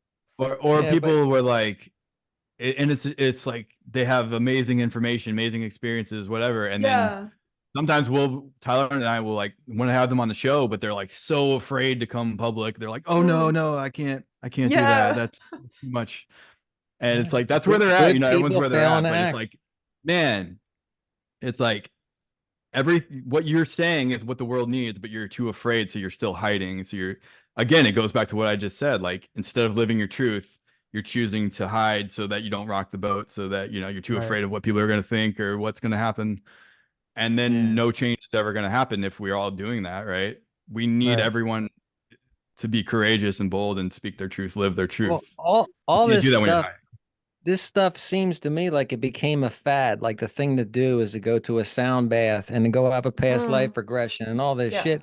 But nobody, like, they all know how to repeat the things you hear, but they don't integrate it into their lives. Like you're speaking, they don't quit their jobs. They don't put themselves out there, and they don't walk the walk. Right. Yeah. It's right. You're not walking the walk. Right. Yeah. Exactly. Exactly. Yeah. I mean, I could go on and on about that, but I just wanted to. Yeah, I don't want to piss you off, Tyler. Oh no, it's just something like you have to really like start. You have to start being honest with yourself. Everyone listening, and I understand we're all in different places, but there's people that don't want to, show their face because they think they have this information that's going to get them killed, and then you hear them talking. I'm like, dude, everyone's talking about that. Like, what do you like? A lot of we would have been killed years ago. Yeah, right. A lot of it's ego. People want to think they're holding this like all like this all-inclusive knowledge. Like they have this special information, so they can't show their face. They can't use their name because their life will be a threat. And in some cases, a real whistleblower that actually leaves the system, that comes out, like, I understand that because that is a real game. But when you have these people, like these low-level people like us in the community that are doing it for other reasons, it's like, okay, guys, like, we have to be like, let's just be honest with ourselves here. Is anything actually going to happen to you? Are you just scared, or are you just in your ego? What's going on here? Man, when we interviewed Penny and Daryl James, I was like, you guys, man, people are afraid to speak truth. And then we have Daryl talking about him being in a clone body, and the body his mother gave birth to is running on Mars. It's like, this guy's speaking out, right? So, you think he's afraid of what anyone thinks of him? I don't think he cares. No. So it's like, but you on your TikTok channel repeating shit you heard, they're coming after you. Better listen to this before it gets taken down. Right. All that bullshit. The people we've had on our show that like have spoken these, it's like, and then you think what you're saying is somehow gonna get you killed or get. It's like no, well, here's the thing. Like, the game really changed when the internet really took off, because in the past they could get away with taking out people Yeah, they like fucked up with the that were internet. coming out Hey. in a big way, that were saying things they really didn't want spreading out there, like Phil Schneider and William Cooper, and go down the list, right? Um, but even then, like, a lot of people didn't made it through that era, and but they could get away with that more. Well, now there's too many people awake, there's too many people speaking, there's too much knowledge out there available. And anytime they do take out someone who's already come out in a big way publicly, if they take them out, they're validating. I mean, even if they attack them in Yeah. India, really, they're validating everything that person's saying, and that's further waking up more people and validating the information. So it's like, Well, yeah. the safest thing you can really do, actually, it's actually the exact opposite, in my opinion. The Yeah. safest thing you can do is to come out in the biggest, most public way possible. Yeah, it's true. Right? That's the Yeah. safest thing you do, in my opinion. The Even- not safe thing is to stay hiding, 'cause then they can take you out quietly and no one's gonna know Yeah. who you. Right. That's what know. Cat Williams just did, right? Cat Right, Williams Cat just Williams. came out He's and said, doing. "Blah, I'm Yeah, here." look I at mean, him. there are real scenarios like Isaac Cappy. Like whenever you're coming, like when Mhm. you have dirt on specific celebrities and big players in the game, right? That's a little Yeah. different. Then I understand it. But Then they thought but it was then- worth it to, like, okay, we'll Right. take the hit with that, and still, yeah. and even like there are people that we know that are, being attacked right now and silenced and because like Sean David Morton, like in his Mhm. books, The Sands of Times, this dude like literally gives all of the equations for time travel and the like literally tells, like shows the world, here it is, this is from top secret classified documents, and he published it in his book. And then the Vril Diaries, which is like incredible history that was just stripped from our history. I gotta read those books. I gotta read those books. Like Carrie Cassidy says, You're like he was amazing, you do. wrongfully imprisoned and then given throat cancer, and I truly believe it was because of what he put out in those books. But he still did it. But he's under still his alive. life, his He's still face. alive. Yeah, but what my point is, like, so he was like putting out real information. Mhm. And the thing about the time travel equations that he released in his book, and if you read the books, like it's literally pages of equations that you really don't, it looks like a foreign language. And if you get so far along in the books, they explain it that there's maybe 5 people on this planet that would actually know what they're looking at when they read this stuff. It's so advanced. So it's not like anyone is just going to take it and run with it, but it's still out there and they don't like that. Mhm. And I Yeah. understand why somebody like him releasing information like that is wrongfully imprisoned and it's given cancer and all this stuff. And I understand that. Yeah. Whenever you have actual information that you're releasing, then there is something to worry about. But whenever you're just like, oh yeah, I had this like, secret space program memories and from a dream or something, and you're worried that people are, the government's going to come take you down because you had a dream about Hillary Clinton. I'm like, no, that's just Right. not how it works. Right. Yeah. Exactly. That's not how it works. Well, Yes, yeah, I and get- here's the thing, like Sean David Morton, like, to me, that's proof that we're more powerful than they want us to know, right? And there's higher stuff going on. Like, they could have taken him out years ago if they wanted, easily, like that. Like, they can kill somebody like that if they can, or if they want to. He's still alive. Just the fact, like, yeah, probably gave him the cancer. They wrongfully imprisoned him. They probably did everything they could get away with, but like, he's still alive. They could have taken him out like that if they wanted to or were able to. So there's probably something about all that he has to go through that's a part of his experience that, that's helping him and helping the world. So in my opinion, if you're on your mission, if you're truly living your authentic mission, your purpose, your truth, then if you are taken out, let's say if you do die, which there is no death, as we know, it's just a transition, like, then that's on a soul level, on a higher level, you allowed that to happen because that was serving you. Then your mission was done and you're like, okay, well, my mission's done. I can leave now. And that's going to serve better than me sticking around longer. Like, there's a higher thing going on, in my opinion.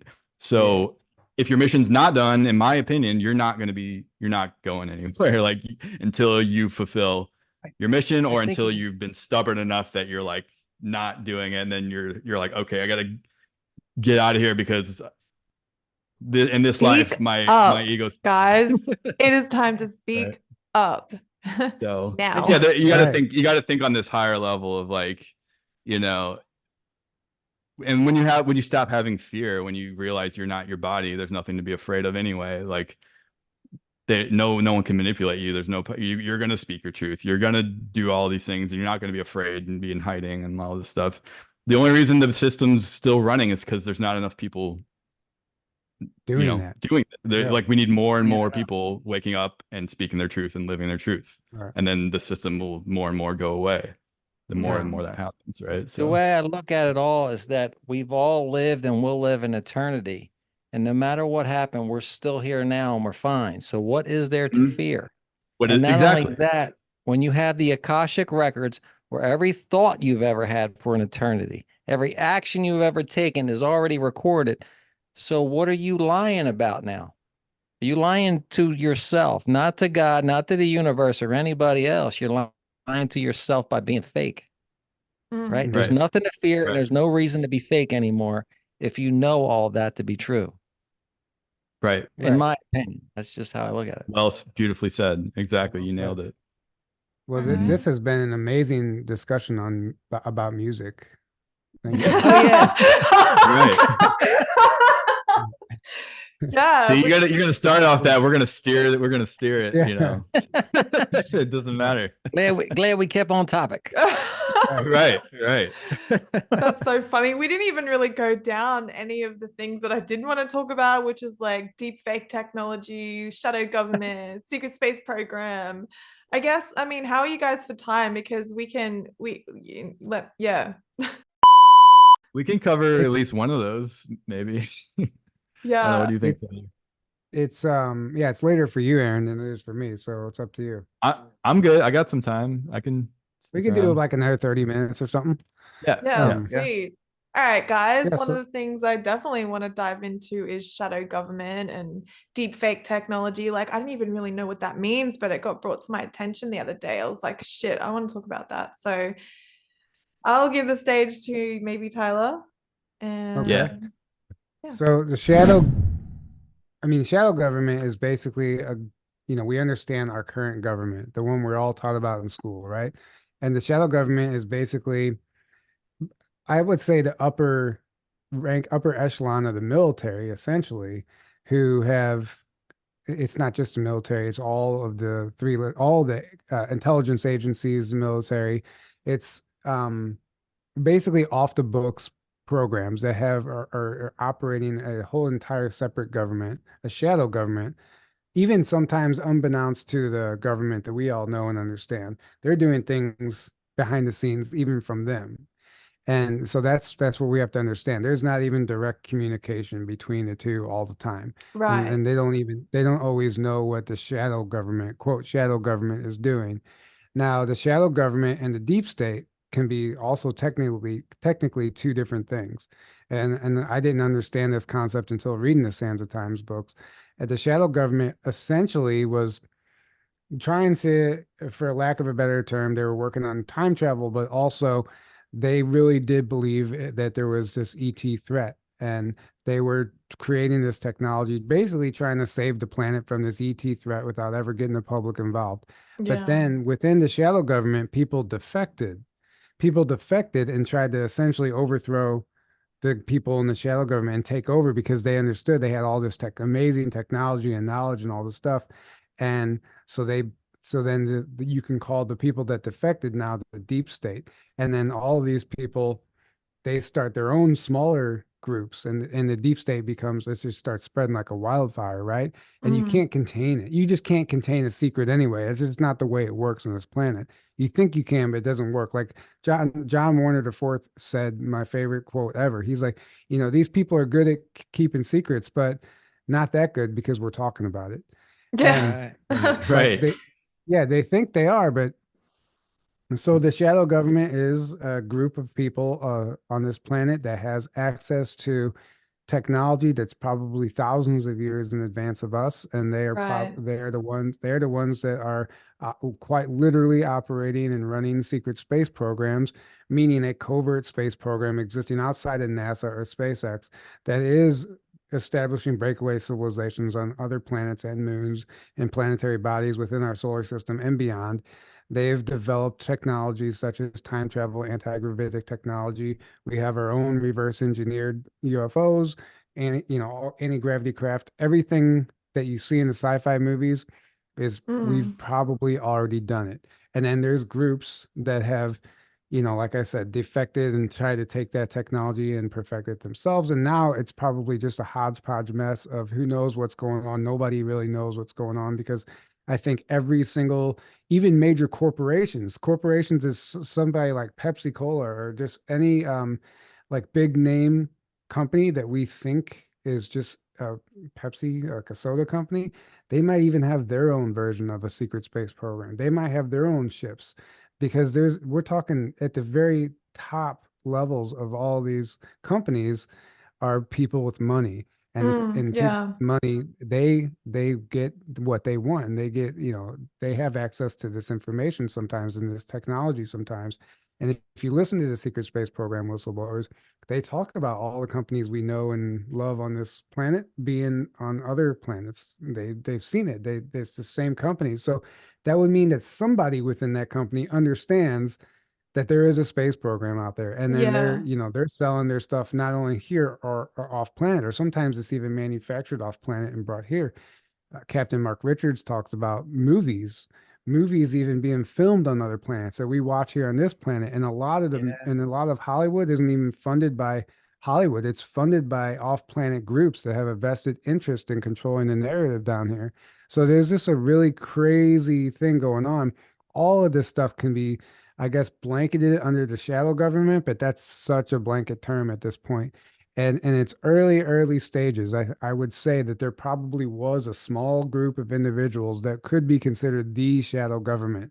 But now I think every country has their own version of a shadow government. And I think at some level, at the highest levels, they're all working together. They're in collusion with each other. And even though like we seem to be at war with these other countries at the highest levels, they're all having meetings. They're all having Yeah. meetings. Yeah, I They're all see in bed that. together. Yeah. It's Yeah. like, They're all in yeah. bed. I don't know if you want to add to that, Aaron. Good, Aaron. Yeah, You Aaron. you pretty much said it. I mean, that's Right. it. Yeah. I guess we could go down, for those who are watching who may not know much about the secret space program, would be a good place to start as well, because a lot of people that we've interviewed have been from you guys. When we met you guys and you Tyler, I learned a lot. So I was like, oh, let's dive into that, because first it was near-death experience, spirituality. Oh, I'm the spirit, not this flesh body, this meat suit. And then you're going on talking about secret space program, other planets, realities. I'm like, I want to know about this. So yeah, I guess dive into the secret space program a little bit more for those watching who may not know what it is. Yeah. You could take that one, Aaron, and then I'll expand on Okay. it. Yeah, and you'll expand because you're like a expert on it more than Right. me even. Don't tell the government that. Yeah, they're gonna They already don't tell know, them. dude. Come They're on. gonna come to your door. There you go. So the secret here, I'm gonna quote Tony Rodriguez, he's like, the secret space program in a nutshell is the government has been in contact with extraterrestrial civilizations for at least the last 100 years, have acquired their technology, and have gone off planet.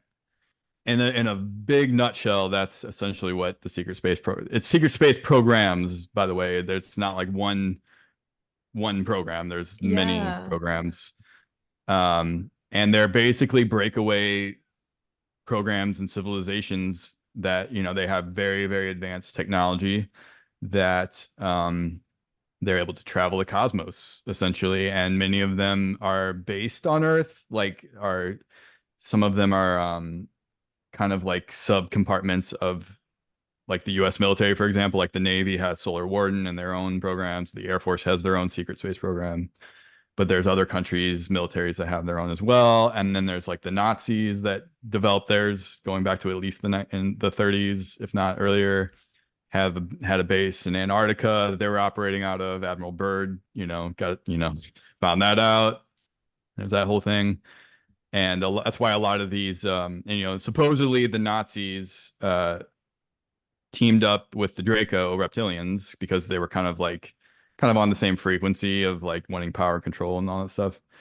And that's why, a lot of these SSP experiencers literally say they experienced all these, like they say Germans, but they were essentially from these breakaway Nazi groups that are still out there today, supposedly, and they're also said they experienced Draco reptilians, that were like working with them or controlling them. So clearly that's going on.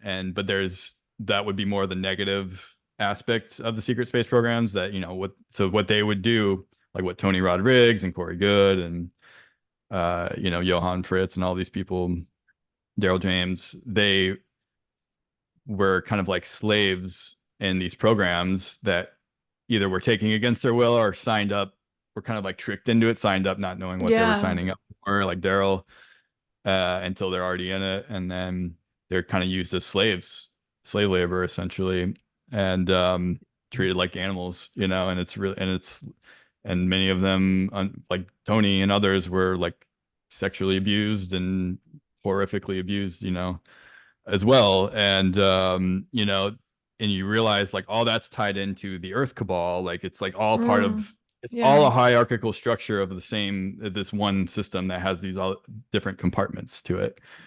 And it goes off planet and it goes beyond humans. So there's like the regressive negative ETs like the Draco and the negative Greys and others that are like controlling the human aspect of the Cabal, but they're like, what we see on the surface of the Cabal is like very, very far down the line. Like, what we're not seeing is what's the real power behind it. And then there you go, demonic entities behind that, in my opinion.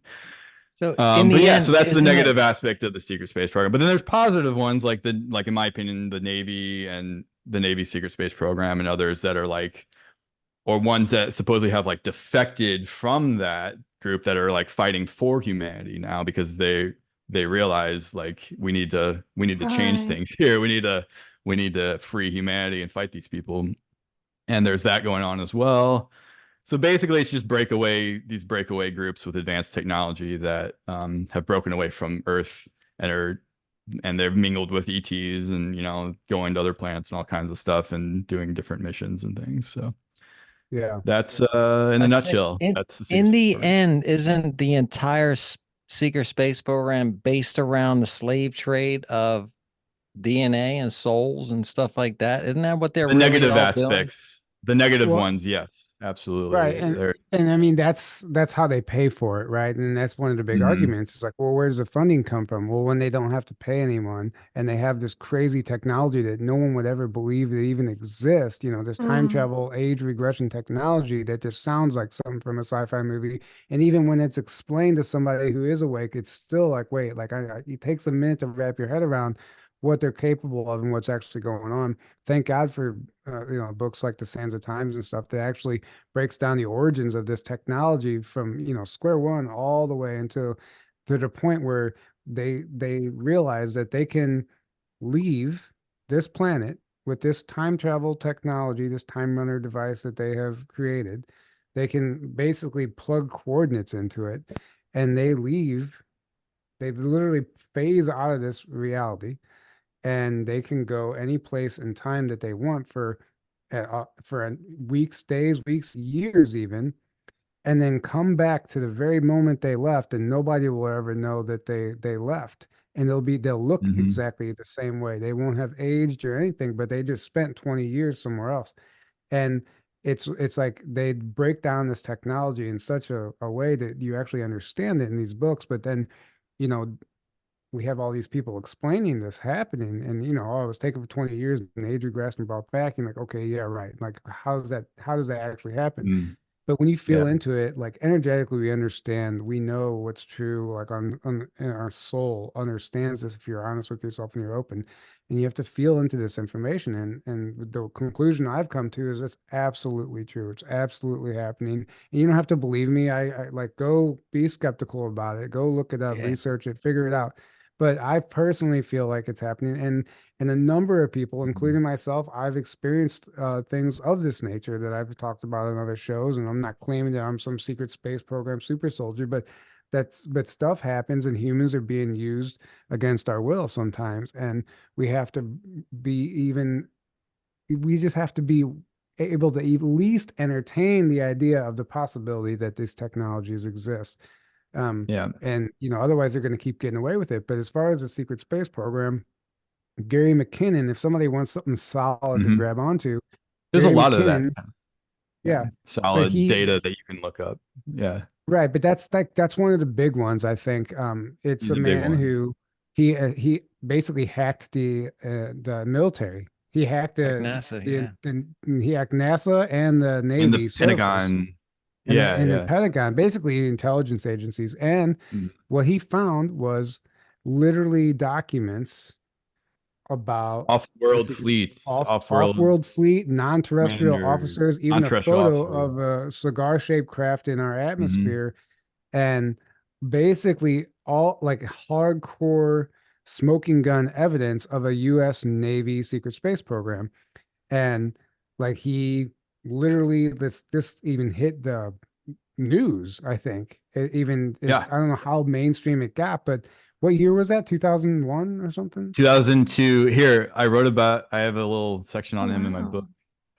Wow. 2002 is when that happened. Yeah. He was looking originally just for like free energy. He knew the governments were withholding like free energy technology and UFO, like reverse engineered UFO tech and stuff. And he was on a mission to like find proof of it. And he did, but what he found also was these secret space programs that he Oh, was not wait, prepared. there's more. Wait, what is this? So here I heard about him. The reason they didn't prosecute him in court is because all that stuff when he testified would be public record. exactly. So they They couldn't didn't want prosecute that. his ass because now it's on the record. You go out and get Right. this as evidence. Right. They got away with it.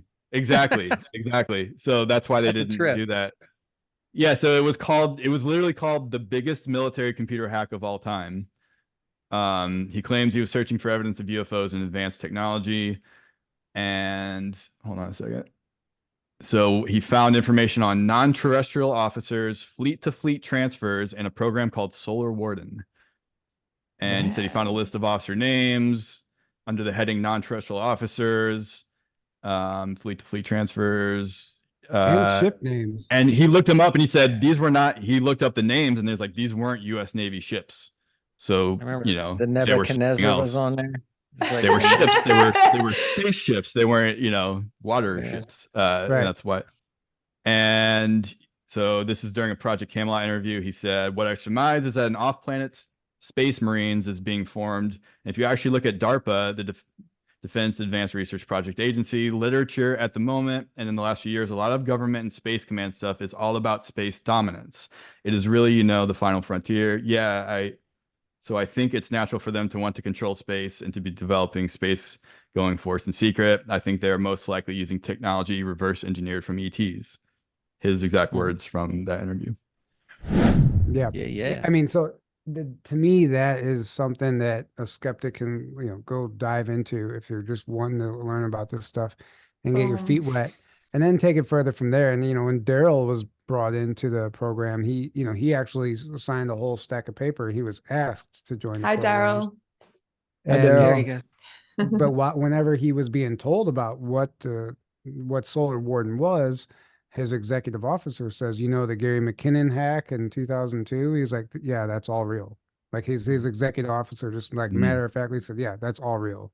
That's what this is. Well, let me ask And- you, in the end, the way I look at all of this is that everything's eternal. So anything that's here it is possible has always been here. Whether or not we have it here on Earth and we're, conscious of it, it doesn't mean that outside of here, all this stuff isn't real.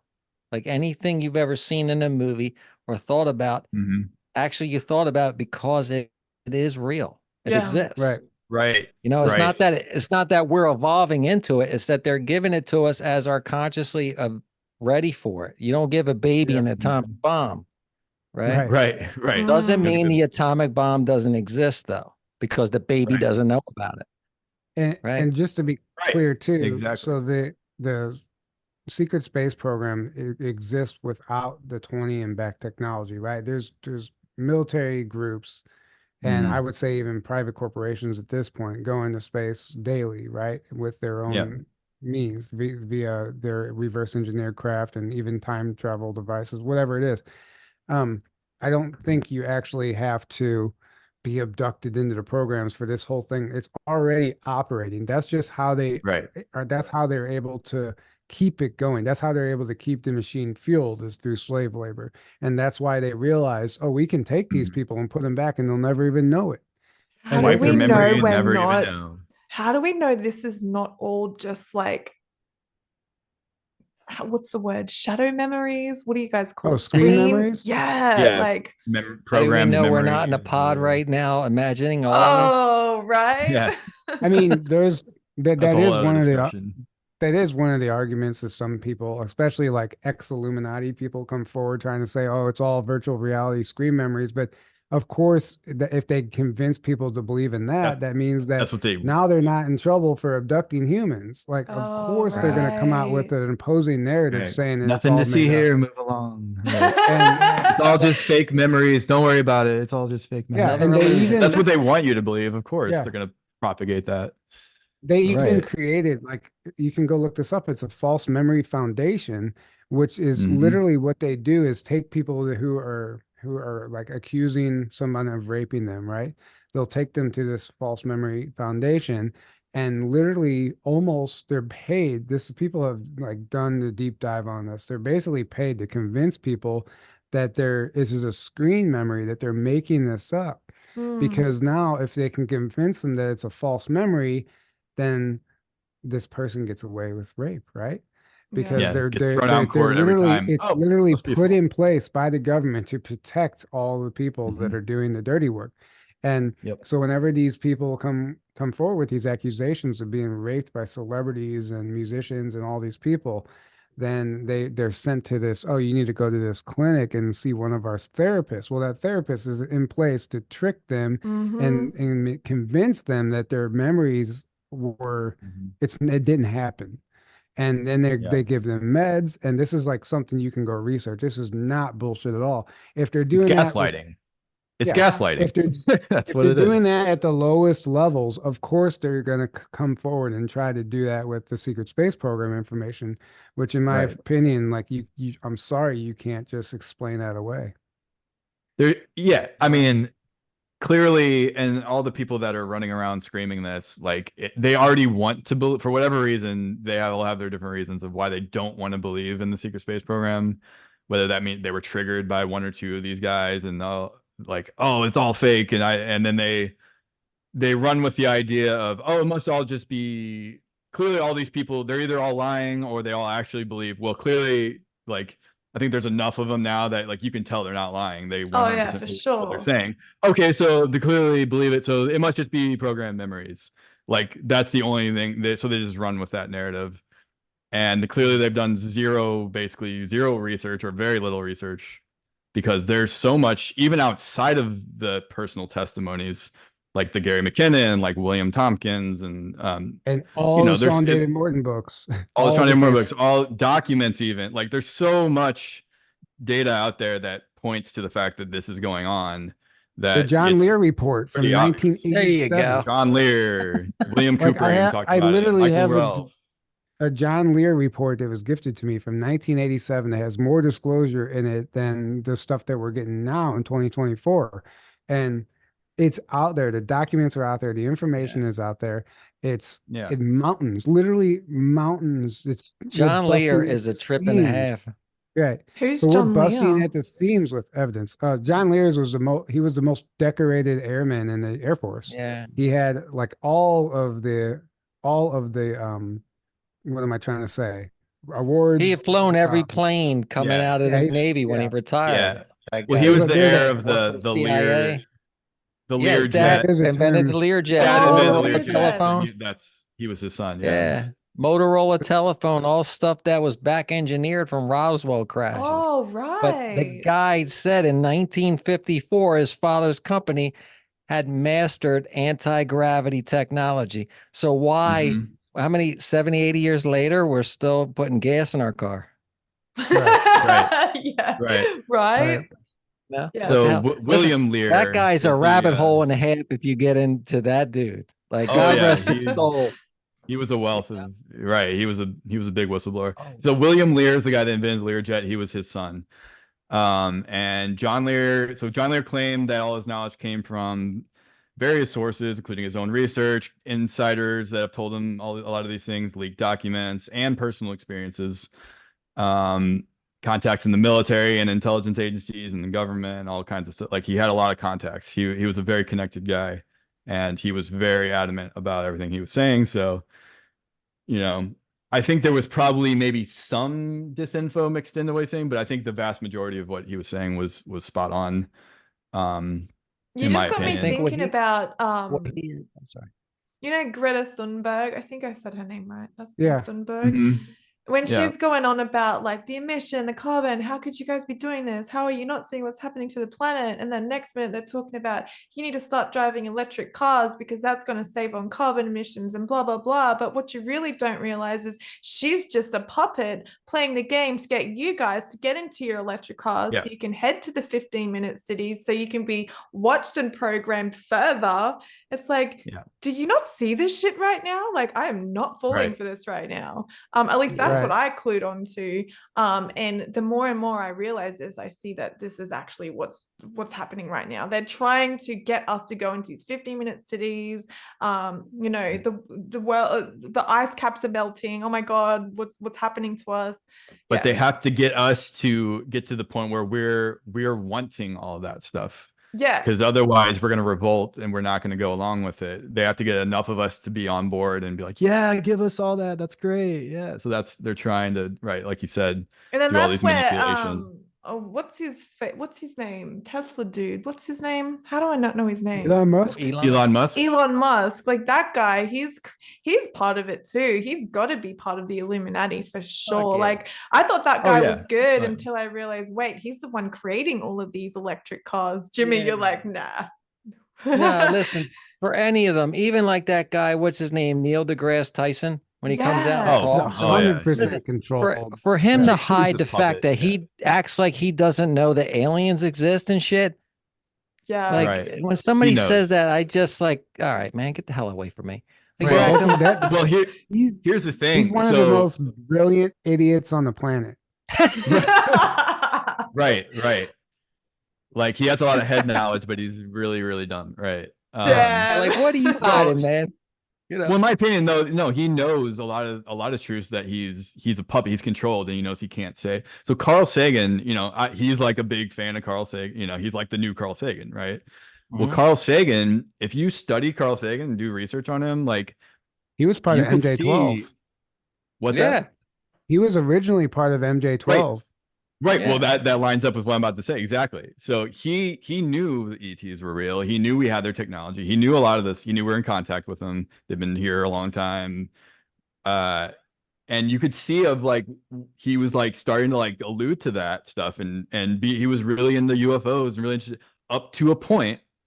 And then boom, right at that point, he becomes a huge debunker of all those things. He becomes the big classic skeptic and making fun of it. And it's like a switch flipped. Well, what do you think happened? He was probably threatened. Yeah. Was told, you gotta say this and this and this. Here's your narrative you're gonna run with. And from that point on, he had to be that person. Otherwise, who knows what they threatened him with? Go, use your imagination.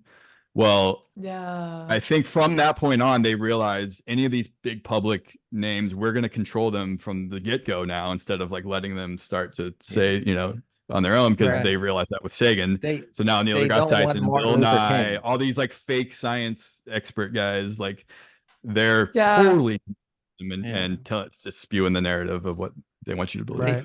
They don't allow a Martin Luther King or a John Kennedy and all that to evolve anymore, because now you have airports named after them. When they finally have to take them out and you can't control what they say. Now all of a sudden you made a martyr album. So now you can take them out right now. You assassinate their character and everybody says, that's it. And they throw the baby out with the bathwater. Like Right. Right. everything that guy ever said is now devalued because he made one mistake 50 years ago. Like that Mm. Right. same mistake we all make, right? Right. Some And they've learned that it works. Like they can do that, and a lot of people buy that. Like they do these psychological games to get people to believe certain Yeah. things and not believe certain things, and throw, like you said, throw the baby out the bathwater. So a lot of times, instead of for example, a certain whistleblower, a certain person out there, like there's a certain one SSP guy who I think you'll realize who I'm talking about here. Like they'll come I out and already know. they're a legit SSP, they're a legit experiencer of whatever, but then they by their own character and their own actions, Oh, they yeah. everyone goes, oh, that person's BS, and so everything they said is BS, so this whole subject is BS, and they throw out the baby with the bathwater. Yeah. Well, what's more effective, taking out that guy to stop him from speaking, or getting him to character assassinate himself, so then psychologically you get everybody to throw out everything he's saying and discredit everything he's saying?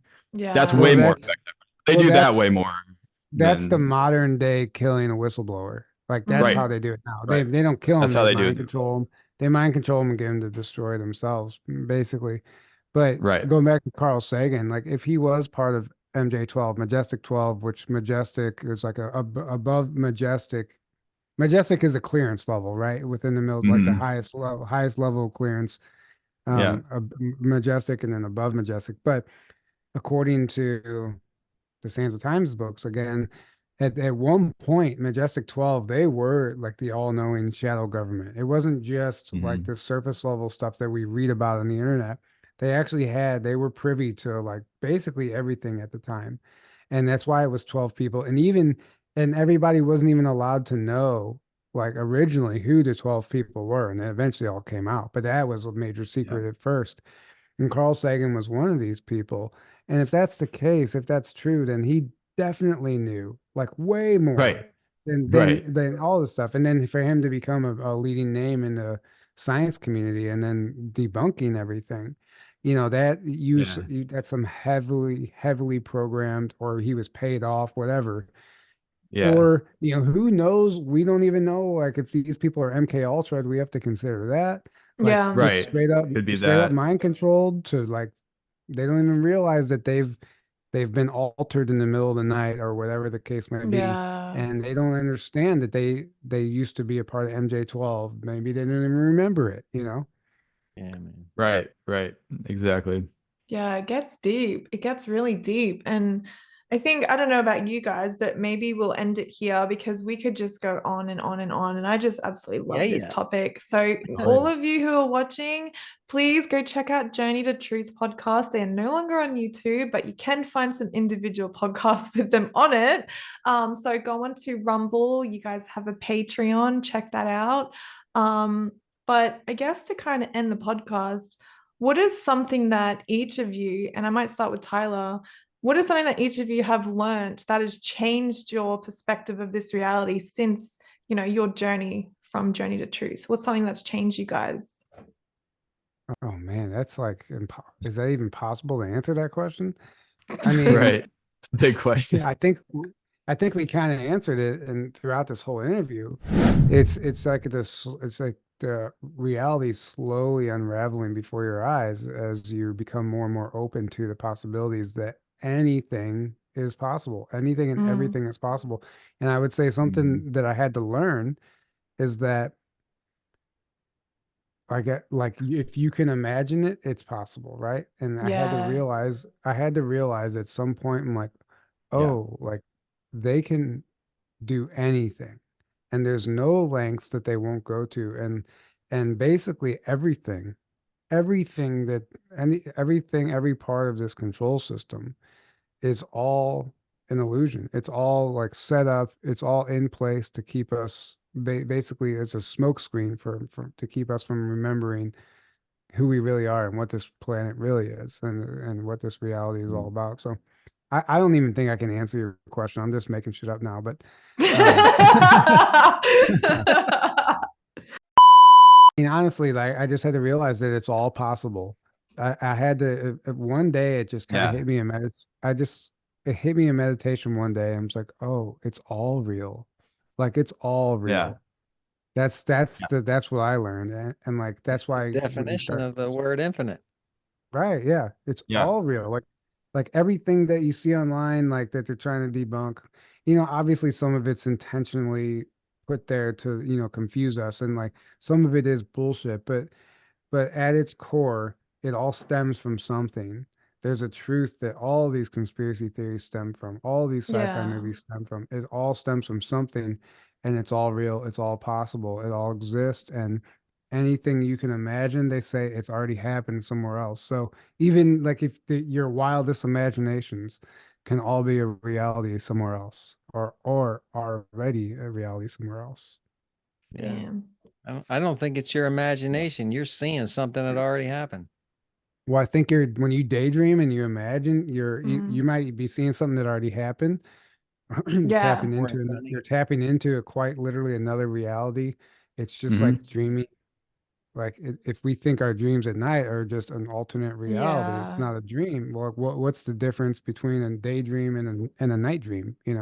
That's why I Yeah. would urge everyone to be, learn intuition, because your dreams are not just dreams and your imagination is not exactly just imagination. There's so much more power to imagination than we even really understand. So, I Right. remember the Yeah. first time I ever got what I considered a download after my awakening. It said, just like this, says, your limitations on reality is what limits your reality.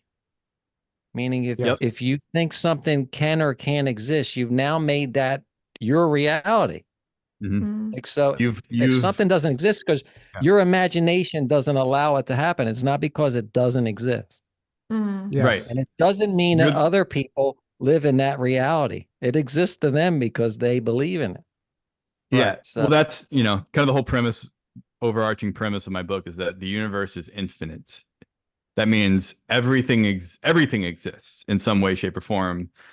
Everything exists, but you're the one that puts limits, like you just said, on what you experience or what reality, yeah. so it's not that it's not like you're waking up to the fact that like there are no limits. There is no death. There is no mm, everything. It's infinite. What is infinite? Infinite is infinite. It means all possibility.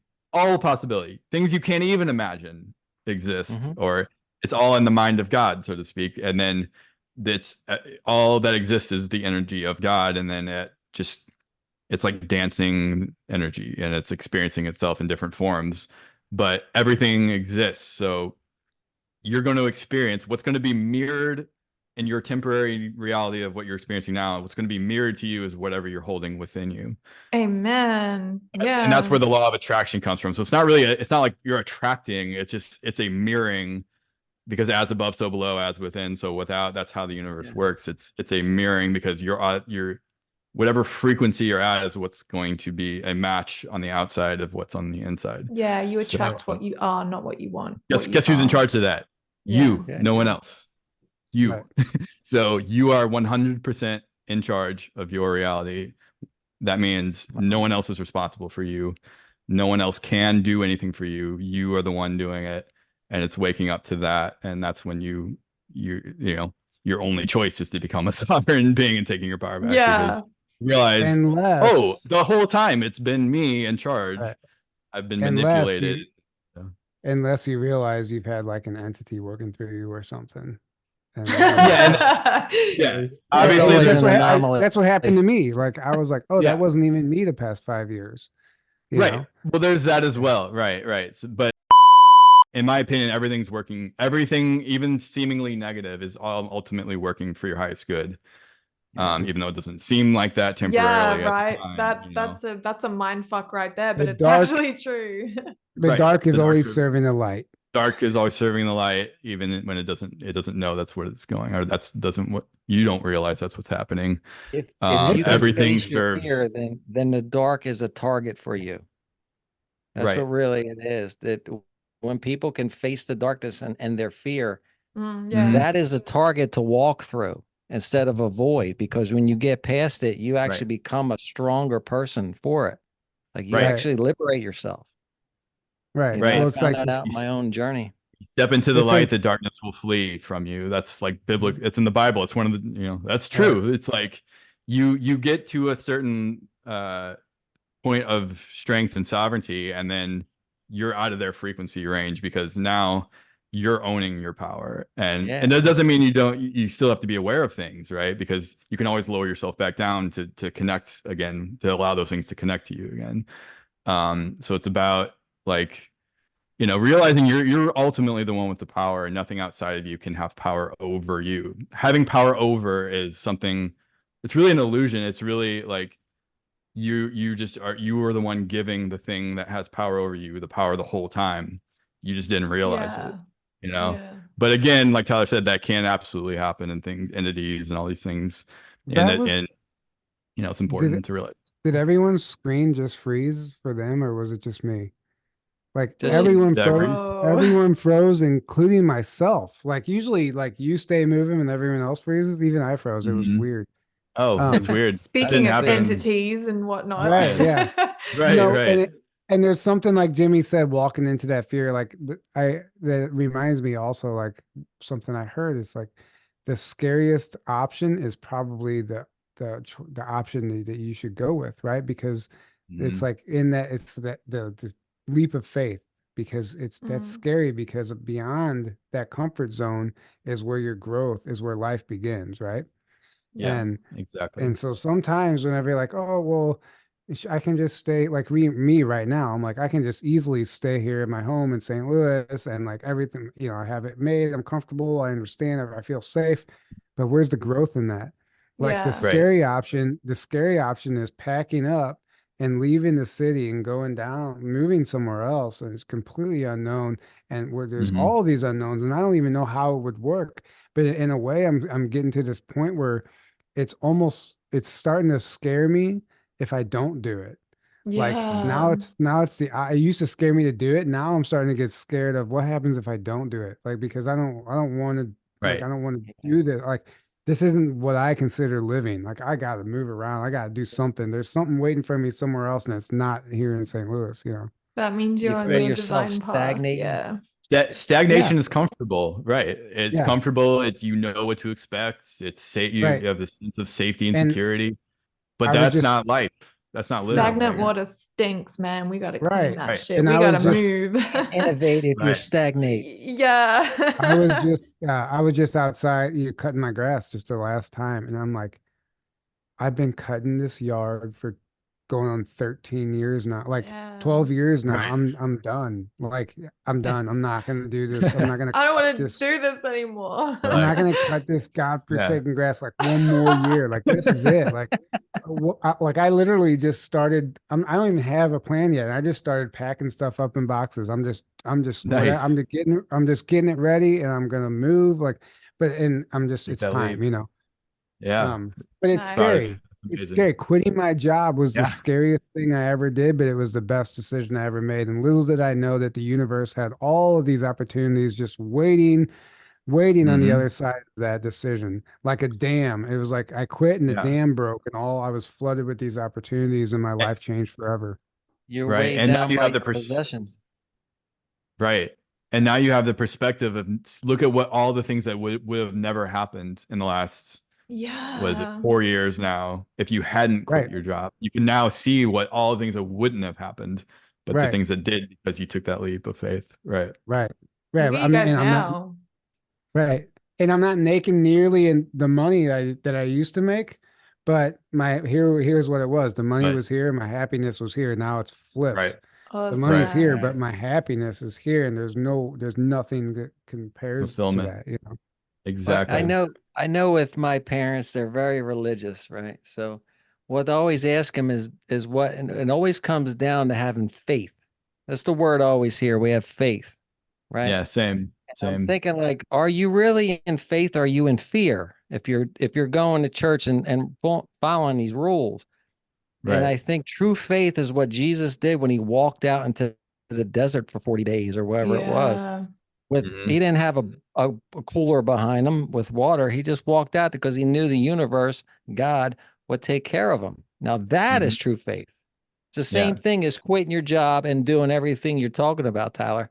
in a way. Did Jesus have a 9-to-5 job? Did he have a set job? No. He wandered around from town to town. Just I didn't even think he owned a house. Like he was a didn't know where his nomad. next meal was coming from. He didn't know where his next anything was coming.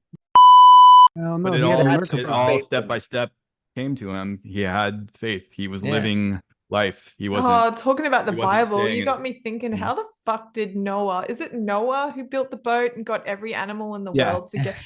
What? Yeah. I know this is Right. like a Talk whole about thing, faith. but like you just got me thinking like that. Yeah. No. Now Just we're He would have getting into drowned history and of the world. his whole family would have died if he didn't do that. Yeah. Yeah, you go. that if we go there, we'll be here for another hour. right. Yeah. We But I said, really do have we've been to here for actually 2 go. hours, everybody. Yeah, I really do have to get going. I have some stuff I need to do. So Yeah. He's like, all right, now I Gentlemen, actually this do has need to been get- a pleasure. Honestly, I've been watching you guys forever. And Tyler, it's great to see you again, man. You always make me laugh. And Aaron, I got to tell you, like you don't talk very much in your podcast, but like for me, I always looked at you as being Yoda. Like you didn't talk, but when you thank you. did, it was like everybody's got to shut up and listen because it really important. that's Like the for same real, like advice- I'm not trying to blow smoke up your skirt, man. It was like how I always looked at you as being Yoda. It was Well, like, thank That's you. what I told That- you. That isn't that what Yoda's I told amazing. you? Isn't that what I told you when you were writing your book? Like that. Yeah. Remember, I was giving you that little pep talk. I was like, just take that and turn it into a book. Yeah. Yeah, that is really? exactly what you said. Yeah, I said I didn't. Because I say was Yoda. starting to get off track and then be like, oh man, because I cover so much in my book that I was getting overwhelmed. And I'm like, there's no way I'm going to finish this. I'm just going to pick one topic and do a book on that. I was literally just going to do that. I was like, I'm just going to do it on one topic. Sounds And I like told me on Tyler, and this he's like, dude, podcast. no. He's like, you can't do that, man. You gotta do the type of book you were already originally planning on. And I'm Yeah, like, dude, you're your book. You're right. Yeah. Your book, Yeah. right? Because anyone It could was do the right that move. book, And it's like, Right. I was like, you're right. So thank you, Tyler, for keeping me on track. Buy the book, With that. guys. Walking to Yeah. the Infinite Universe by Aaron Kuhn. Check it out, guys, one. on Amazon. yeah, congratulations.